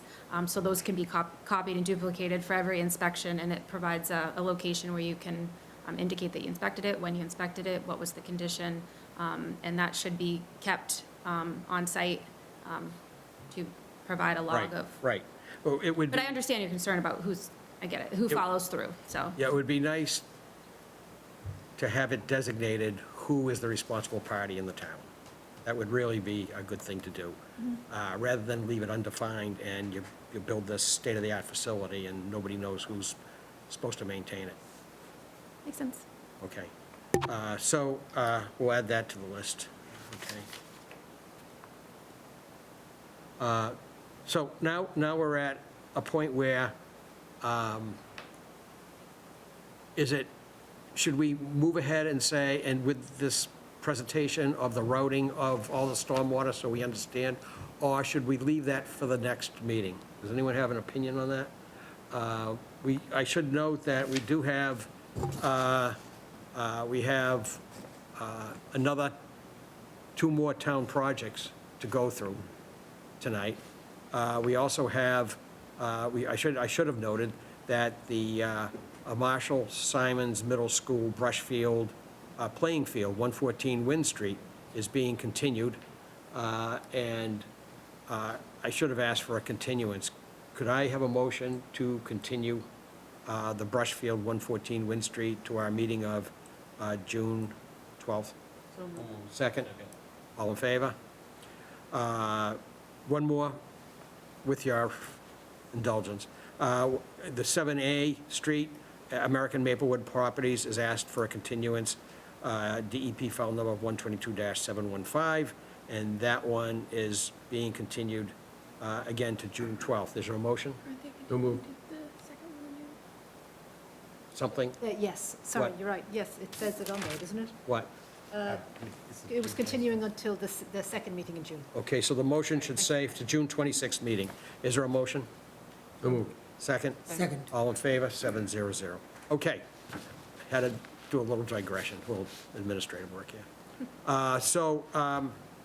How long will it take for the, I think I can do it pretty quickly, but I probably should get up. So I don't know which screen you'd want me to point on. well, this was the one we can see. That one has a glare we can't see. Okay. Okay, do you want, and unfortunately, the way this room is set up, that microphone only extends so far. So if you just use your finger, you're going to be leaning and stretching, and you'll have to sort of bounce back and forth to talk to the microphone. You can use this if it helps a little. While you're deciding, do you want me to leave the presentation up, or do you want me to go to the main plans? I actually think this one will be better, and I'll just have you hop over to the similar sheet for the north side. The next one? Yep. Okay, so this system right here, so the roof is, there's an architectural term for the type of roof this is, but I know it kind of jogs this way. So you've got some of the roof going this way, some going that way. This system right here is taking on the roof runoff from this side of the building. Does it go directly into the infiltration? And it goes, so those lines right there, those are the Drains. drains going right in. This system is taking on, so we've got a stormwater treatment unit here as an inline. It's got a grate, and it's taking the runoff directly and going into the, Which runoff is doing, a parking lot? yes, so these are the contours right here. Everything's cascading this way. This one's taking on a portion of the site here. Mm-hmm. It's going into that drainage system. Also, you can see piping right here, that's taking. So the let's rest of the- take it one step at a time. Is that being pre-treated off the parking lot? It's going through the stormwater treatment unit, and then it's also gonna go through the isolator row as well. All right, okay, good, good, got it. So then you have these catch basins right here. Yes, Then you have to flip to the other sheet, because those actually go onto the other. Was that up or down? Uh, Nope, down, sorry. next. Picked the wrong one. Yeah. So you can actually see it here. Those catch basins that I just pointed to are over here. Sure. They come around, there's another one here, and that's a stormwater treatment unit. yep. So that the runoff from the parking area is going through that before going into that detention system where, depending on the time of year, may or may not infiltrate. So is that all parking lot going into the detention? Yeah. Yes. What isn't going into that stormwater treatment unit on the first one I showed you, that's gonna go through, it's gonna be catched. So but what about the back half of the roof?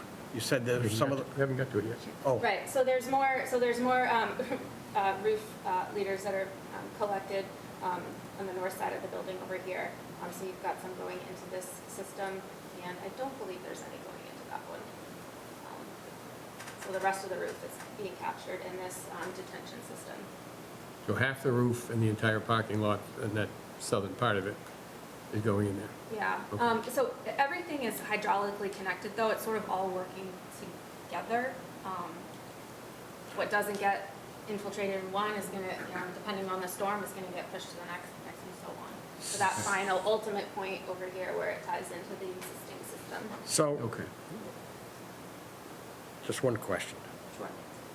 Are you taking rooftop water, entering the detention? Is there an isolator row in the detention? Yes, So are you taking parking lot stuff to the isolator row and rooftop to past the isolator row? Is that what you're So the doing? roof, so in this location here, it's going into this sidewall over there. That's not an isolator at all. That's what I thought. So the rooftop doesn't have to go to an It's isolator. not, and it's not gonna be draw up some of the sediment that may have. Right, you don't want it to flush around. Yeah. Yeah, got it. Okay, yeah, that makes sense. This catch basin in the corner, it's a stormwater treatment unit, and we've got that there, and that will go into into the isolator row as well. Where is the water from that? Is that all pavement for that one? Correct. At the north end of the site, or the Yes. east, or what? Yeah, so it's crowned right here, and then it goes super elevated, if you will, in a parking lot, it's not really elevation, but it goes this way into the, And that goes into the isolator row? First to the treatment unit, then the isolator row? yes. Okay. And then in this, so then there's 2 more catch basins that collect the stormwater before it would go onto Sears Street. There's also 2 more catch basins in the public parking area here. Those are all connected at this stormwater treatment unit so that it will go into that system, just in the center of that's also an isolated row. Is there any rooftop going into that last detention? area? No. It's not, okay. All right. And the other driveway? So right here, I think you can't really read it on this plan. I believe it's pitching this way. So you're only gonna get like a small part of the apron that you just can't get into the system now. So now, that was a good description. How about, it was good. How about now the detention? Obviously, you have to release it through a control structure. Where does it go? So there is an existing structure right there, and we're using that as, we're gonna keep that and use that to get into the streets. Into the street. Like it's doing now, So you're basically going to release it slowly into the street. correct. Is any of the So detention? this is there's an outlet control structure that, and I'm not sure without looking at the full plan, I forget which one it is, but it'll release the water at a controlled rate. Right. Is any of the water out of the detention chambers going to the infiltration, or no, they're not connected? Infiltration's happening back here, so Right. if you follow like the treatment train, like the infiltration's gonna happen here. If it doesn't infiltrate, it's gonna go through the detention system. There's So- not gonna be another opportunity. So the detention doesn't go towards the infiltration, it's the other way around? Correct. The infiltration overflow goes to the detention Yes, to get rid of it? yes. Got it, okay, now I understand. All right. Okay, that was very helpful, thank you very much. One more clarifying question, and all the parking lot water before it hits the detentions always goes through either a jellyfish or a storm scepter? Or always a We'll always jellyfish? go through the storm scepter. Everything goes through that jellyfish filter at the Okay. end. Once it's been, and that jellyfish also does TSS removal, so like, there's a lot of treatment happening here. Okay. That would be the final treatment before discharge. Oh, Okay, are there any other questions? That was a very good summary, actually. You did great, that was fine. All right, so I think what I've heard is, let's go over this list. We talked about the maintenance of the jellyfish filter, and you said that was in the O&M plan, so we Yes. don't need that, okay. The number of trees are the 6 inches or greater in both the rear setback and across the whole site, okay? Or the balance of the site. The snow storage, some details on snow storage. The maintenance of the storm scepter, I guess you put a cut sheet in for that? That's also in the O&M manual. That's in the O&M plan, so we don't need that. Okay, Snow is also in the O&M plan. what was that? Snow is actually in the de-icing, snow disposal plan, all the. Is there locations? Is there a, Yeah, I mean, there's how it would be handled, but we don't have locations yeah, we need, drawn on we a need plan, stor- so. storage locations, okay. Sarah, you asked something about a comparison table before and after for both peak flow and volume? Eileen, I saw you have Then I that heard it's in there somewhere. No, it's here. I had it ready to share if it just speeds things along. It was in the, I mean, we found it in the report. does it compare volume and peak flows? Yes. It does, so if it's there, we don't have to ask for And it you know, again. I'll just read what's already there. Right, Okay. it's just showing that All right. they were unable to reduce the volume in And- a couple of the storms. The distance to estimated seasonally high groundwater for each of the structures, you said you could do. I can do that. Okay, so that's good. And we're going to straighten out who maintains what. Is there anything else? Did anybody hear anything else? I don't want these folks to go away and say, oh, we didn't tell you something. And then, Did you mention the number of trees, 6-inch trees? yes, we did, Okay. yes. Anything else? The only thing you can add to it, I guess, the storage of the snow is one thing, about treating it, get it to where it's gonna melt too. Okay, so let's say a snow storage management plan. Let's call it the word management. That takes care of it. Okay? All right, so you don't have too much to respond to. Are you thinking that you could get it turned around quickly by June 12th? So Yeah. before the meeting? Yeah, oh, for sure. We need it a few days ahead of time, of course. Eileen, do you think we can close an issue on this? Or do we have to wait for the planning board to do something? I think we have a lot of what we need, and what you've asked for, I know that won't take you very long. I'm going to have to check on the planning board situation, because I'm not, I mean, oftentimes, if they're actively, I can't hear. Right. go ahead. no, I was just asking JD too. John, We're do you- opening on the 5th, but it depends on what happens on the 5th. That's up before the planning board? Yeah. All right, so if there's ongoing issues, then I guess we would have to hold off. If there's not, then it looks like their plan from their perspective is not changing, then we would just close and issue. Okay? On the 12th. On the 12th. Okay, but I think we'll have to see what happens at the planning board. Because I don't think, if things might change, we don't want to close an issue on a plan that has changed. Then you'd have to refile and all that stuff. I know that the Board of Health's their subcommittee meeting Was went pretty yesterday. well, so they were happy with this. so They were far. happy with it? Yeah. Okay, I think we're all set, folks. Anything else from anyone? No? People, thank you very much for your time. Thank you. Thank you. Could I have a motion to continue the hearing for 45 Center Street for the Town of Burlington, construction of a new police station? So moved. Second? Second. That's to the June 12th meeting. All in favor? Yes. 700. Thank you. Okay. It's like a million people.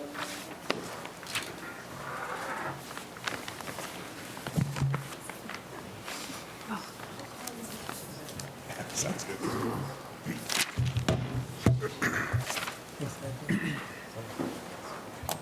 I'm afraid my All right, so screen looks like it's getting darker.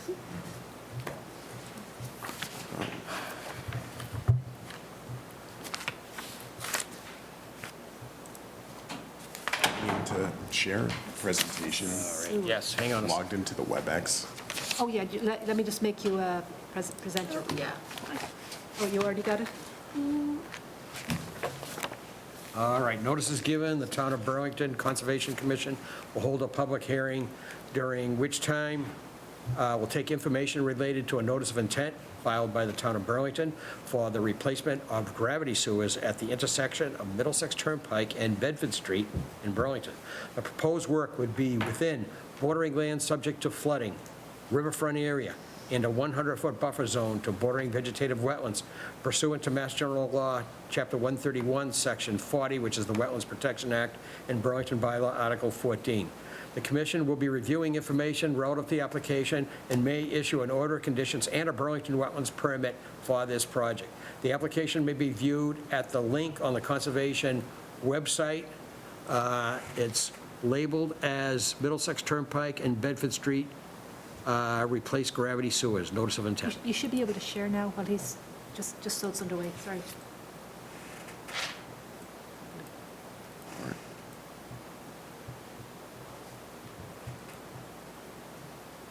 Nice. Perfect, thank you. My name's Ryan Angelico. I'm an engineer for Weston and Sampson. And I'm Greg Russo. I'm a wetland scientist with Weston and Sampson. So this project's to replace existing gravity sewers at Middlesex Turnpike near the intersection of Bedford Street.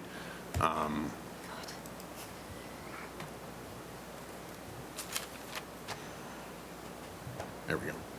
So this is the location of the area, aerial map. The sewer runs from the screens north to the bank of the Vine Brook around here. It's shown better on, and here's a topographic map of the area. And this is a better representation of kind of our project area. The red line represents the sewer, and then the resource areas that Greg and his team were able to identify are outlined here. Yeah, so back in early December, I conducted the delineation of the area within the yellow boundary you see there, identified the Vine Brook banks, a few bordering vegetated wetlands, and an intermittent sort of roadside stream feature on the south side of Vine Brook there. So those resource areas are projecting riverfront area, 100-foot buffer zone. I believe you have a local 25-foot buffer area as well. The entire site is within 100-year flood zone, so BLSF area. So those are the results of the wetland survey, and those are the resources that we're dealing with on this site. Okay, do you want to do any description of how you're going to do the project at all? Yep, yeah, so that's what I'm going to get into next. So the sewer is existing, like I mentioned, it was constructed in the 60s and 70s. The plan is to excavate and replace in kind. We don't have any proposed permanent impacts on the site. Everything would be a temporary impact and would be restored back to existing conditions. The total length of sewer to be replaced is approximately 308 linear feet. It's between, it's technically two sections of sewer, one from the bank to the center of the intersection, and then there's a small section within the exact center of the intersection. Again, that would be replaced in kind, excavation, open cut, and we do anticipate dewatering given high groundwater in the area. So the new sewer will be constructed of new PVC pipe. The manholes will remain, including the one that's adjacent to the top of bank. And then the other two manholes within the existing intersection will also remain. So the only thing that is getting excavated and replaced will be the existing sewer with a new PVC pipe. Like I said, the trench we expect to be dewatered. Given the location of this, we are proposing to dewater into a frac tank, control that, and then discharge to a filter bag into Vine Brook. And then the proposed excavation will not impact Vine Brook, its bank, or the bordering vegetated wetlands. This is just some details. Obviously, the stuff within the roadway will be replaced with pavement. The temporary impacts to the off-land site will be restored in kind. And then this is just a detail of our trench detail. There'll be a 6-inch stone bedding beneath the pipe and then unit fill above. Okay, good, thank you for that summary. Eileen or Lucy, do you have any comments for us on this one? Well, I have to say, I actually really like their notice of intent, because I really like it when somebody like Weston and Sampson breaks everything up into individual resource areas and individual performance standards, and it's really, really, really clear. I thought it was very nicely done. That was a compliment, apparently. Thank you very much. It was clearly a compliment. What are you talking about? So as he explained, you're proposing to replace about 300 feet of older defective piping. They did look at various alternatives, which was within the notice of intent as well. They've also tried various times to do this replacement by other means, and it just proved to be fairly much impossible. So I accept that the trenching design is probably the only way to go that's going to work. They had checked the box for the estimated habitat of rare species in their notice of intent, which means that they had to go and ask for approval from NHESP, and they actually got that letter already today. That was super duper fast, so that's sorted out. That says that they're not proposing it, I wrote it in the email to you guys. Right. It's not anticipated to have any impact on rare species or habitat. then I think, did you say, because I was writing a note, that it runs alongside properties with reportable releases under MCP? Yes. So they will be using a dewatering bag and a frac tank, and then it's going to have to go back into Vine Brook. And then the resource areas, as he explained, were very clearly explained. Most of the impacts are going to be temporary. There'll be no tree removals. And this is also considered a limited project, being a utility project. I thought it was very clear, and there's no other way that they can do this project. Let's see if there's any additional questions from the commission. Ed, anything, questions from you? No tree removal? No tree removal is anticipated. Some of the trees down there right beside the river are taped, are marked, like they're ribboned, so presumably that it just implies pruning? Is that from the top of bank delineation? If there are pink ribbons hanging off of anything, that is from my resource area delineation flagging the top of the bank. Is that what it is? Because there's big old... Were they orange or there's- pink? They're pink. They're pink. They are? Yeah, if there's anything orange, if there's anything else out there, it's not from me. We didn't also flag anything for Right, they removal. weren't intended to. There's not a lot. All right, so you're not removing trees? No. All right, Sarah? A question about what you're going to do with the old asbestos cement pipe that's currently in use. I mean, that's sort of something we want to take care with. I assume you're going to remove it and dispose of it carefully and not have it just sort of be like laying there in the soil next to the new PVC pipe? Or Yes, definitely. One of the alternatives that we considered prior was to do pipe bursting, but because of asbestos cement pipe, you can't pipe burst because then you create a contaminated I material. don't know what that around is. It sounds interesting. What is pipe bursting? Pipe bursting, you send a pipe through and you basically break the pipe apart by, there's a reaming head that goes through before the new pipe can be installed. It does help prevent the extent of excavation, but here it wasn't practical because you would need an encapsulation system in order to prevent that AC pipe from getting into the surrounding soils. And one more question, which is where is the sewage going to go when this work is ongoing? So the contractor will be required to set up a temporary bypass system that'll be broken down likely at the end of each day, and that will pump the sewage flow from the existing manholes around the work site. And to answer your question, the existing AC pipe, we have a asbestos removal spec, so the contractor's required to bag it in 2 layers of 4 mil polyethylene, and then there's a chain of custody requirement to properly legally dispose of the asbestos cement pipe. Great. Okay, Rob? I guess for the discharge going back into Vine Brook? Yep. I mean, will there be something there, like if needed, to protect against scouring? Yes, so the primary dewatering will go into a frac tank that then discharges into a filter bag that would be surrounded by hay bales and filter fabric to kind of lessen the velocities. And the contractor is required to, in compliance with a dewatering remediation and general permit, provide testing in compliance with that permit to make sure that turbidity and other levels are maintained prior to discharge. Is that something like the clarity of the discharge has to be similar to the receiving water? So there's certain thresholds. Of that? Yeah, there's certain thresholds that the EPA sets forth that you need to hit before you can discharge. So the contractor will have to prove that their system can meet those discharges before that they can go forward with that. Are you testing the water prior to discharge? Yes. And are you testing for contaminants? Yes, we did a pre-construction environmental assessment, and we didn't identify any contamination in the groundwater, but because that the site is regulated under an MCP, we're going to go forward with the dewatering remediation and general permit, just because there could be pockets of unknown contamination in that. So what would you do if it's above a certain limit of organic contaminants? Would you put it through a carbon filter or something like that?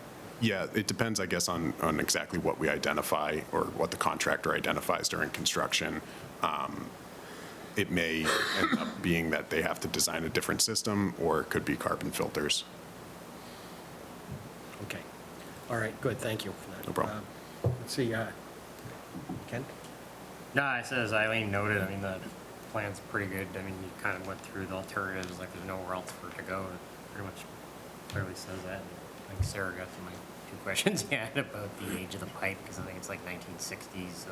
Yep. That was my question, about like how that would be disposed of, I'm glad you covered that. And then my other question was like how you're gonna route it, so I think that's you guys really explained that, so, but the plans, as Eileen said, it's very good detail. Thank you. Indra? Yeah, so you're replacing at the same location, same slope, same, Yes, the slope of the pipe right now is, there's a belly in the pipe, so we are going to maintain a constant slope to improve hydraulic flow. okay, thank you. And Bill? Nothing. I mean, obviously, the work needs to be done, and it sounds like it's a good plan and will be done well with minimum impact. I just have one question. Sure. When you get to the manhole near the river, Yep. you're going to have to make a connection, right? Yes. Are you using the same manhole? Yes, the same manhole will remain in. So will you be disturbing roots on that big tree, two big trees right there in front of the manhole to the extent that the tree will die? I do not anticipate that. The manhole opening itself will remain, and we don't anticipate major tree removal, or root removal, excuse me. All right, so you don't anticipate disrupting any trees, killing any trees? No. And if you do, could we safely assume that we would get a tree replacement along the bank there? I think we could do that, yes. All right, okay. Okay, anything I else? think it's probably unavoidable that there'll be some damage to some of the roots just with the trenching, The question is. but if it's the- pretty narrow. If the tree, the thing is that those two trees there are holding the bank, Yeah. okay? So if the tree dies, the bank could become unstable. So that's the reason I'm talking like this, that I think we should get a replanting if the tree dies. Okay, so we'll have, so the tree won't die immediately, we wouldn't see that for a while, so we'd have to put something, a condition about, like, in a year or something? Something You like have to that. remember that. Yeah, yeah. So, I guess the moral of the story is don't kill the tree. Okay. Is there anything else now? Is there anyone, this is a hearing, so anyone want to say anything about this? This is the sewer replacement project at the corner of Bedford Street and Middlesex Turnpike. Is there anyone online that has a comment? No hands. No hands. Oh, one more thing I wanted to tell you. When we were on the site walk, I noticed some, what appeared to be, it may not be, but appeared to be some staining in the middle of your, about 20, 25 feet back from the edge of the river. And it went from left to right, and it seemed like it was staining that was moving towards the manhole there. Okay? Not the manhole you're talking about, the manhole near the street. Okay. Okay? I did send a I took a picture, I sent it to Christine Mathis at the Board of Health, and I said it may or it may not be something, but you maybe ought to take a look. It was like automotive runoff of some sort. Could be from an oil leak of a car. Can you forward it to me, too? Sure. I'm sorry I forgot to do that. Okay, but they said they would take a look. All right? Okay, And I'll do that when I get home. thank you. Sure. All right, so there's nothing further. Are we prepared to close tonight? You do not usually open and close a notice of intent in one, Right. in one go, so we have not prepared a draft, but I do not anticipate any reason that we would not be ready to do so at the next meeting. I don't think there was anything that was outstanding that you required from them that they hadn't already provided, and I'm very happy with the notice. I didn't hear anything that's being asked of you to come back with. Okay. So could I? So, in that case, if it helps, Megan, I think you could just be, it could just be you or some staff. Yeah, I don't think they'll need their consultants necessarily the next time, right? I've also got the, just the proof of okay. mailings. All right, folks, could I have a motion to continue the hearing for Middlesex Turnpike and Bedford Street Sewer Project to the June 12th, 2025 meeting of the commission? Move. Second? All in favor? 700. Thank you both very much. Thank you. Good job.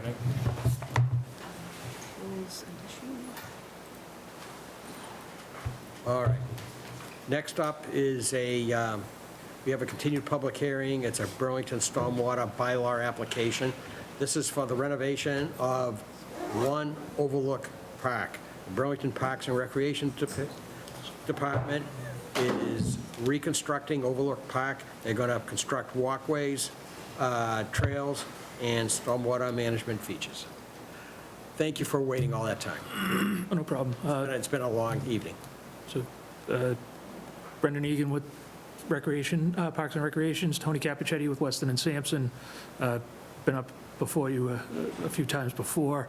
The last hearing, I believe we would resolved most everything except for us going in front of the Board of Health Subcommittee.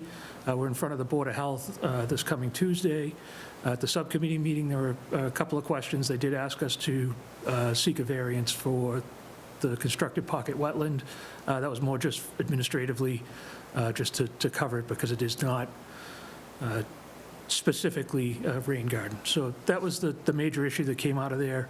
We did get a draft decision from Ms. Mathis today. We did see a draft decision for this. We had a couple of minor comments, nothing very much out of the ordinary. So we thank you for your time, and if there's any other questions, more than happy to address them. Okay, Eileen, do we have anything more? No, just to clarify a tiny bit, we brought up at the last time that we were pretty happy with the site as designed, but we knew that Board of Health was going to have a small issue, might have an issue with the design of the pocket wetland. So Tony at that time had already agreed to add a modification, and that's what we were waiting for as well, because we wanted that detail. So they have done so. They've met with us, just to explain Correct. that he had added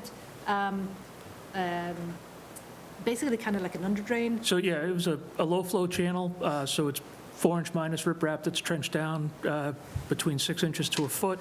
And then when it gets to the outlet control structure, at the very bottom of the outlet control structure, we're putting in a section of 3-inch perforated pipe that'll allow any water that's coming up from groundwater to run down that channel and be intercepted, just so there's no standing water. And this way the groundwater is always moving if the groundwater is high, so it doesn't allow for mosquitoes to lay their eggs because it's a. Where does the water go through that 3-inch pipe?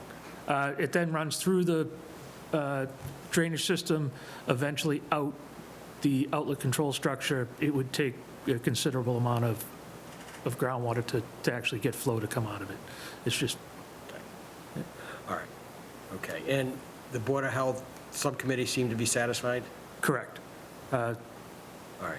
They had a few questions. Like I said, the issue was the variance. We applied for the variance, and we were able to get that in before. They may ask you, as one of the Board of Health members asked me this, what is the incentive for doing a pocket wetland when you could just put it into a manhole and put it in a pipe? Could put it in a manhole and put it in a pipe, but there's really no place for it to go. So the pocket wetland, we also need to provide treatment for any impervious surfaces. So the pocket wetland's providing you treatment for TSS and the phosphorus removal that's required from this board's set of regulations. Well, I knew that was the answer, but all right, no, you may get that question, so you... I appreciate the heads up. That's Right, the stormwater bylaw, because we come directly under EPA requirements, you are required to look for LID wherever possible. And this, being a town project and being a park redevelopment, actually seemed like a really ideal spot to do some nature-based solutions that everybody could use for a little bit of education, Yes. if for nothing else, but also for some really nice stormwater Yeah, you treatment. should not fail to mention that EPA regulations require you to look at this kind of a solution. correct. And as Eileen said, all the detention or all of the treatment areas have educational signage that will be put up with them too to help educate the public. That's really good, really good. All right, is there any other concerns, Eileen? No, I did not have any concerns Does- at all. I think it's great that it's almost like a flagship project for the town, for Yes. some LID features. I agree with you. I like it. I agree. All right. So we're actually ready with a Let me ask the commission if they have any other issues. Sure. Anyone on the commission have any other issues? No. Is there anyone in the audience that has an issue or a comment? All right, hearing none, let's review the draft documents and then get to a vote for you. Thank you. Okay, the version I'm sharing is the one that they edited, because I want everybody just to see their edits. Everybody, I sent this around to everybody as well today, and it's, we put quite a fair bit of detail in about the actual permit, because we like to get some solid findings in there. Just to summarize some of it, the project will disturb approximately 5.8 acres with a net decrease of approximately 28,000 square feet. 20 trees greater than 8 inches DBH will be cleared, and 29 trees and 239 shrubs will be planted. So there is no stormwater treatment in the existing condition. Stormwater sheet flows overland. Treatment of stormwater in the redevelopment project will be achieved by creating 2 biofiltration areas and a constructed pocket wetland. And we explained where the water from each part goes. The water will be directed downhill to the bioretention area by a grass swale with check dams, and spreader will help to dissipate the sheet flow, backed by 3 feet of boulder riprap armoring to prevent off-site scarring. That was something that they had added in response to your first concern. A catch basin will also take stormwater from a small area near the amphitheater and direct it to the eastern biofiltration area. The highlighted part was the part that we were all, this first part is referencing this pocket wetland. It's now designed to take runoff, from the theatre building and associated walkways, and the design was modified to comply with Board of Health regulations for stormwater and runoff management, which limit the use of certain management designs, those being detention or retention basins in residential areas. Their addition, which I don't think is necessary, but I'm totally fine to leave it in, was the note, please note that while this property is in a residential zoning district, the project is not residential in nature, nor are the stormwater features associated with or ancillary to any residential use. That actually doesn't really have anything to do with our permitting. So that's up to the commission. The pocket wetland was modified to include a riprap low-flow channel to direct it out of the wetland feature when groundwater is high, and it has been designed to drain within 36 hours. Reducing phosphorus by 67% on average across the site, and total suspended solids by 80%, which complies with the erosion and sedimentation control bylaw reduction requirements. The other highlighted bit is that, per their request, we're suggesting that the Commission votes to waive the bylaw requirement that the test pits be witnessed by a licensed soil evaluator, but additional confirmatory test pits under the supervision of the town's environmental engineer shall be conducted prior to construction. Then we went through the filing history, described hit each of the stormwater standards, all of which are either being met or just do not count. For example, it's not a LUPL. We went through the various plan sheets, and if we got anything wrong, just let us know, Tony, on that one, on dates, because there was a lot of plans to get in there. Any changes to above referenced plans should be submitted to the Conservation Department for review. We have the right to enter upon premises to inspect compliance as the project goes along. This permit should be provided to anybody doing work on the site, and it doesn't relieve the applicant from the responsibility to be in compliance with any other regulations. Please contact us if you are unclear about any elements of the permit, and please contact us a week before construction begins so that we can have a pre-construction meeting, at which time we'll go over the permit itself and inspect erosion controls. The next few conditions, should I say, are about pollution prevention. They're standard. They're about equipment cleanings, fuel storage, things like that Tony's very familiar with. Erosion control, the applicant will install mulch socks, 12-inch minimum per the site preparation and demolition plan and construction details plan at the limit of work on the property, and shall notify conservation staff when they have been installed. No other work shall begin until those erosion controls are in place. We reserve the right to require additional erosion control. The next several conditions are about stabilizing as soon as possible after work has been done. Stockpiling should be done so that there's no runoff from stockpiles and they are covered and weighed down where needed. If dewatering isn't anticipated, but if it has to occur, then please submit us a plan in advance. Grading shall be completed so as not to direct additional runoff onto the property of others, and this project shall not increase the rate of volume of runoff nor cause flood or storm damage to abutters of the property of others. Keep paved surfaces clean. Luckily, it's pretty self-contained, it's quite far from the road, so I don't anticipate that that's going to be a problem. Then for stormwater management, we touched on some of the stormwater management again, that it will be per the reference plans.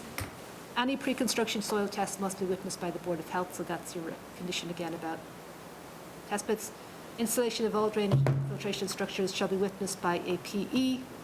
The property owner shall adhere to submitted operation and maintenance plans.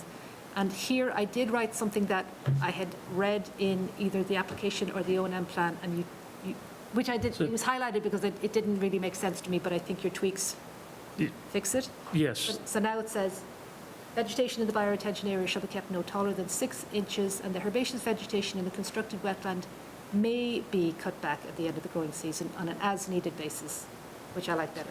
And the basin shall be protected from snow removal procedures. And then it goes on to explain about how often they have to clean the manhole, the catch basins. Oh! Weirdly, my computer just shut down. Okay. The rest were pretty much as standard as I recall. And there is no bond because this is a town project. We're not requiring inspection reports because, again, this is a pretty self-contained site, and either Lucy or I will just go along periodically just to make sure everything is under control. Did I miss anything from that? I was towards the end of the permit. Yeah, the last comment that we had was on the mowing versus cutback. Usually, the mowing's for the side slopes coming in where there isn't too much planting. However, in this situation, we've vegetated the side slopes, the bottom. There's quite a bit of planting going on with these areas, so. Okay, so The cutback is, that it reads now? yes, we, Okay, all right. Okay, very good. Any comments on the drafts? Could I have a motion to waive the bylaw requirement that test pits be witnessed by a licensed soil evaluator, and any further confirmatory test pits would be under the supervision of the town's environmental engineer? Is there such a motion? Second? Second. Discussion? All in favor? 700. Can I have a motion to close the hearing for the project at 1 Overlook Park for the town of Burlington for a stormwater permit? Is there a motion to close that hearing? So moved. Second? Second. All in favor? 700. Can I have a motion to adopt the stormwater permit for the project at 1 Overlook Avenue in Burlington to the Town of Burlington Parks and Recreation Department under Burlington Bylaw, Article 14, Section 6? Is there such a motion to approve the permit? So moved. Second? All in favor? 700. thank you very much. You're all set. I think you have everything. Okay, nicely done. It should be a real showpiece for the town. I agree. It'll be a great park once it's Yeah, very good. Thank you for all your effort. Yep, thank you all. Have a good evening, folks. Thank you so much. All right, next, skip down to, we have continued public hearing, proposed stormwater regulations. Should we just continue that without discussion to, at this point?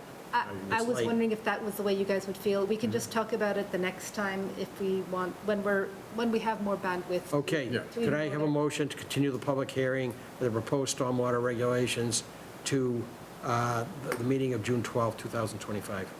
So moved. Second? Second. All in favor? 700. Okay, then we have 0 Cambridge Street, parcel 35-115, vegetation and surface damage. Are you here for that? Yes, good evening, Jonathan Schuster, here for TRC. All right, and we have someone else here as well. Tom Greenwood, Whitestone Associates. For the Whitestone Company? Yeah. Oh, the perpetrator, yeah. Okay. Nice to put a face to all that stuff out there. All right, so who would like to, you introduced yourself, who would like to talk? So Jonathan Schuster here at TRC. I'm happy to share, Eileen, unless you want to, the figures that we prepared. We relayed those to you today. So I don't know if you had Eileen, if you have had a chance to see it, I'm happy to share it on my end, unless it's easier for you to share on yours, and we can kind of get into the mapping effort took place at the site. Jonathan, I shared it with the commission, so they have it, but you've now been made a presenter, so you can share it yourself if you'd like. Okay, great. So if I share content, Or we can. yeah, I think this should work here. If I share, let me know when you start to see my screen. Yeah, we got it. Okay, great. We did prepare two versions of this figure. One of them shows your 20-foot no disturb. That's kind of a little bit of a messier figure here. But essentially, I don't know how, I think the commission, Eileen, are we up to speed on sort of the background, or should I sort of start a little bit more at the beginning? I think we're up to speed because we did open this at one of the last meetings, and we spoke to Jeremy at that time, and we agreed with the first, just to remind everybody, with the first phase, we would do the enforcement order in phases, and the first phase that you wanted was that they clarify exactly what the resources were on site. And Based on what? Yes, Sorry, what? exactly. Great. You're going to clarify the resource areas. What did you base it on? Sorry, is that a question of how we clarified the local resources? Yes, Yes, exactly. So I'll get into that now. So as you may know, I have some familiarity with the site dating back to the original delineation in ANRAD. But essentially what we undertook was a flagging of both banks of these stormwater channels, which, if we roll back the clock, the determination was made that these are locally jurisdictional. So now that, there's consideration of a project moving forward, again, not focusing on that necessarily this evening, but we wanted to, even if this enforcement order hadn't taken place, we knew that this mapping exercise was a necessity. So essentially, we went out. These are very sinuous. As you know, there's an outflow here. In my opinion, I think the outflow seems to have increased since I first became familiar with the site about 6 or 7 years ago. It carves through the site. Some of the channels are more historic than others, as in there's areas of more active flow and less active. But essentially, we mapped everything here. And then we cross-referenced that with what we picked up in the field in terms of a limit of disturbance, which is the red hatched area. When we do that, the area between the banks, what we're calling technically a local land underwater, we can split hairs about that, but that's about 1,162 square feet of these channels were disrupted by the exploratory activity that occurred. And essentially this mapping, it's where the vegetation was mostly matted, where there was ground disturbance. I think some of you have seen photos of the site. I could share some if that'd be helpful, or Eileen could. We also just wanted to categorize for you, how much of this impact is in the local 100-foot buffer zone that includes these streams, which, extends off the property. Essentially, the entire parcel is under your jurisdiction, taking into account the bylaw, and then how much of that disturbance is within the WPA 100-foot off of the BVW. Just to clarify, the dark green versus the brighter green? Yeah, so in terms of the buffers, this blue out here, I'm not sure if the colors are showing up the same for you. If I scroll down here, you can see that there's the 100-foot bylaw buffer zone, we're calling it. So this is adding in these streams where does 100 feet extend from the limit of all resources on site, including local resources. And then the light green would be the 100-foot off of the wetland here, the state wetland that was mapped and documented in the ANRAD. So much of the site is wet. This ANRAD, I believe it dates back to 2018 and was extended, and it's still valid. So focusing really on these local resources is sort of the novel piece of the delineation. And for the discussion tonight, focusing, I guess, I'll let you sort of guide that discussion, but talking about what immediate steps we can take to better the situation, and we've got some ideas. And then in the context of potential future activities at the site, what's an appropriate approach, knowing that we do want to stabilize and restore the site while keeping focused on solutions for the stormwater outflow here as it relates to potential future development. Okay. All right. Eileen, do you have comments on this one? Or, sir, do you have comments anymore? No? Nope. Okay. All right. Eileen? Well, you might want to talk to him at some point. I don't entirely yet, we just received these this afternoon, so this does satisfy the first part of what you had asked for, which was Yes. for them to demonstrate, like illustrate what the resource areas are versus the impact. So I like that, it's pretty clear. I am open to hearing what Jonathan has to suggest for, I mean, we had said maybe they could at least, flatten out and fill in some of the divots, but maybe Jonathan has better ideas than that. I mean, clearly, the site, regardless of what you have in mind for it, it seems to be, we should have, maybe think of it in two phases. One is somehow do something to stabilize the site and repair the ruts. And then, if anything further restoration is required as like a second phase, might be a way of looking at it. We can do it any which way, but that would seem to be perhaps how we should consider it. So what are you thinking, then? Sure. Well, at a bare minimum, I would say, get the ground stable. I mean, we're entering, if the growing season is taking off, I do think, there's obviously quite a seed bank, including some non-natives that are on the site. I would suggest, first and foremost, in those areas where you don't have a ton of rutting, but you have soil disturbance, a native seed mix, particularly, something like, a New England wetland plants, erosion control mix. Primarily for upland sites, we could mix in some for wetland vegetation. I'll note that really it is upland vegetation all through these streams that are up in here. So I do think that would be an appropriate mix. It's fairly shady.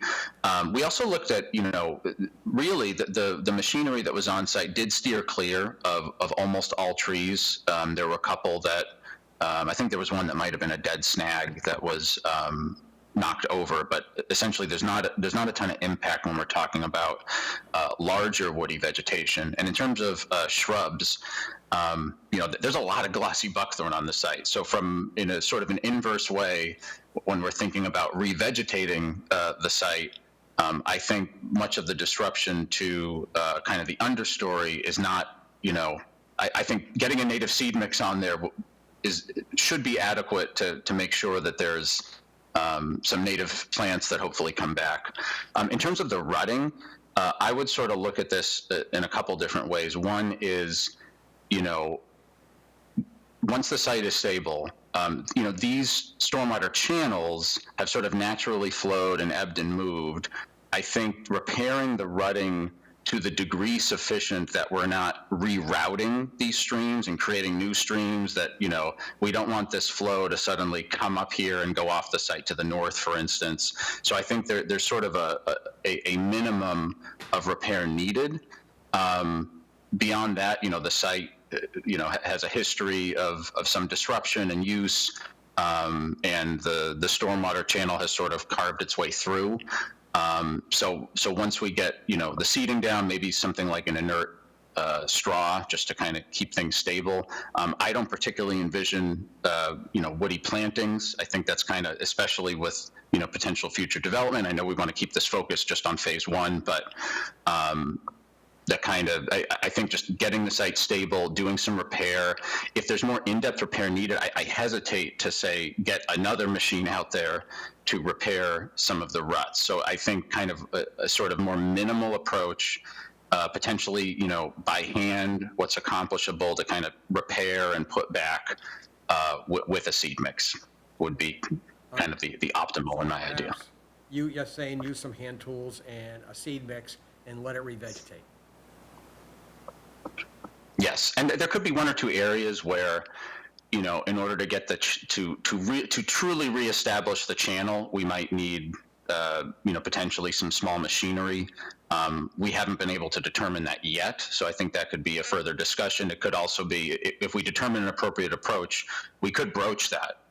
and get, say, oh, we think bringing in, a tiny, like a bobcat or something to just to true up this one area, well, maybe some matting to get it in where it needs to go. Could be an approach, but I can't say specifically where that would be needed versus just get a couple guys or gals with shovels and, repair, get the seed mix down. All right, so let's see what the commission says. Eileen, do you have any comments first? No, I generally agree, but that's kind of what we were saying, we were looking at, the ideas All right, we were saying before, would be to hand fill in some of All right, some of well, that. so let's ask the commission. Anybody on the right want to make a comment about this? Ed or Sarah? Now, we had a similar thing like this years ago in Lexington, and it ended up being hand shovels. Right. Right. So this makes sense to you. Don't want to go any further, destroy something. And Sarah? Yeah, I agree, that's the right approach. All right. And Rob? All right, and Kent, anything on this? No, I agree with that approach, that's for sure. Indra? Same thing, yeah, Phil? agree. Same thing, I don't have any problem with that approach. All right. Yeah, I'm in agreement as well. So let me just ask you a couple of questions here. Were you the one, what's your name again? My name is Tom Greenwood. Tom? Yep. Okay, Tom, were you the one driving the machine? I was not the one driving the machine. No, I'm the project manager for Whitestone. Oh, okay, all right. So one of my representatives was out with a subcontractor of ours. Oh, have you had a word with them and told them what happened? Yes, we've spoken about this. Good. Okay, and what were you trying to do out there? I was never really clear. What was your objective? We were doing geotechnical drilling, so we were, for proposed foundations or potential, we wanted to know if there was any subsurface conditions that would, warrant a geotechnical, we were doing a geotechnical investigation. So you're doing borings? Yeah, soil borings. With the tripod? We had an ATV rig, an all-terrain rig, with a trap. With a built-in thing? Yep, with a... Oh, okay. All right. And apparently, the person that was there didn't notice that there were streams and wetlands and things that are regulated. He didn't know anything about that? So it was to our, attention that the wetlands were on the further side of the site. We weren't informed that these streams running through the site, they discharged from a street culvert, which, most of the time is not wetlands when it discharges from a roadway culvert. And so we weren't aware that there was any... Yeah, these were previously determined to be streams per the bylaw. Yeah, so that wasn't brought to our attention until... And they support a wetlands vegetation and all that stuff. Yeah. Okay. All right, thank you for those comments. All right. So, I didn't hear anybody who disagreed with what you said, by the way. Right, how do we logistically go about it then? Yes, we can write this up into a next phase enforcement order, if you're all good with that. I'm just wondering about, do I meet Jonathan on site and we kind of between us determine which are the bad parts, the parts that need this initial shoveling, or have you already, is it everything that's red on the? I think an on-site meeting sounds like an excellent idea. Which is fine, or were you thinking everything that's already red on your figure actually needs work? Jonathan, I'm talking. If that's a question for me, sure. So everything that's red on the figure does not necessarily need hand, micrograding, let's call it that. Because, a lot of the areas were just, the tracked vehicle went through, the ground's a little churned up. There are only some softer areas where, it rutted deeply, areas where they crossed these channels. Certainly, what we could do is try to reestablish the bank. If we thought, let's throw a little jute netting or something there too, we can come up with solutions that work for each little kind of micro area. But a lot of that red polygon is simply disturbed ground with, evidence that vegetation was knocked over and evidence of, soils on the surface that are no longer sort of anchored by herbaceous or woody vegetation. So the red does not necessarily mean that the grades have changed. It's only in certain areas where it's rutted. All right. Eileen, if you agree. On-site meeting with staff. Yeah, I was going to say, Determine- it sounds like if you agree, that would be the way to go. Are you about to? No, I'm okay. That's fine, that works with me. It'll have to be the week after next, Jonathan. Okay. So that'd be the first week in June. Yeah. Right. First week in Yeah, June? Okay. I will, if you don't mind, I will mention, the sooner we can get seed mix on the ground, the better, just in terms of the growing season. And if we wait, I think June is fine. Waiting too long into the summer, nothing, the seed mix is going to be totally dormant Would you prefer? until, Would you prefer to just go out and distribute some seed mix yourself next week, and then I will just meet you and we can talk about the areas that you think are more Disturbed. significant? Because that's fine by me. If you want to get seed out in the less damaged areas, yeah.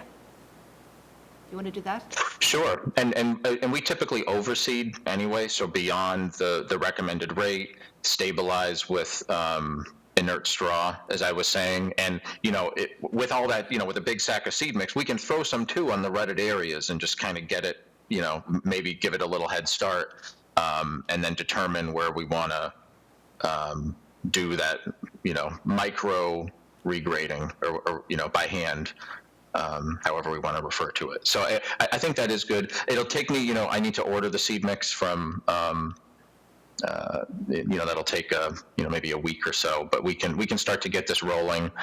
And yeah, I think it'd be great to meet out there and just get a clear vision of the approach. And I guess one other question for the commission, in the meantime, we're going to stay laser focused on this kind of first phase of, just get the site stable.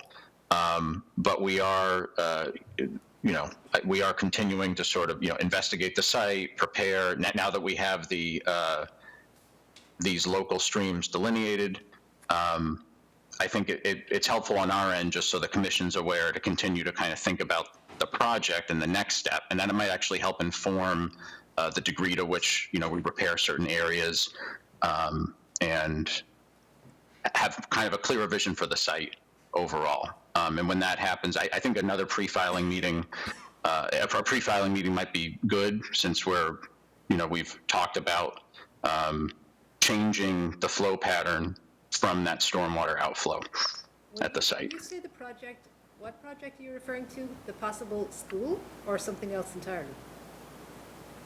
No, it's there's a prospective development that the geotechnical investigation was supporting.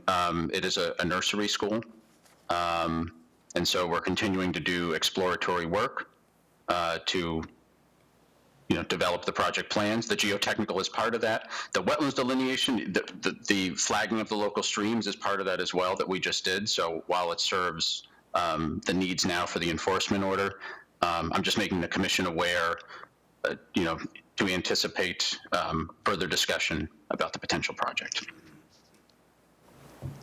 Okay. It sounds like we have a plan. And sounds like we're going to distribute some seed as soon as you can procure it. And sounds like there will be a meeting with conservation staff out there to look at a little bit more about what grading activities need to take place. Right. All right. So Jonathan, I think we're in agreement. Let me ask Eileen, will you be writing up an enforcement document? Yes. And can you sign off and thus ratify it at a later date? Oh, yeah. Yeah, okay. Yeah, I can sign one. Yeah. Okay. All right. I'm not sure how late I'm going to be here tonight at this rate, but yeah. Well, it sounds like it's going to be a while before he gets the seed anyway, he said at least. Well, I'm pretty sure Jonathan is happy to go ahead and purchase seed without having Yeah. an updated EO in hand. He knows it's on the way, right? Yeah, we'll go ahead, we'll schedule the work, and make you aware, Eileen, when that's happening. And then we can schedule a site meeting around the same time or soon thereafter. Yep.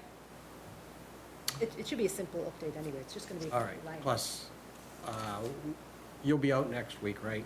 And tomorrow. And tomorrow, and Lucy, you'll be in next week. Yep. Yep. She'll hold down the fort for us. Yep. Okay. All right, is there anything else? I'd just like to mention that when we did our explorations on site, we aimed kind of for a particular time of season, March, April, hoping that we were going to have a little bit of snow cover to kind of mitigate some of the impacts, but unfortunately, kind of weather didn't work with us, and it was a little more wet than anticipated when the work took place. Yes, it was. Okay, all right.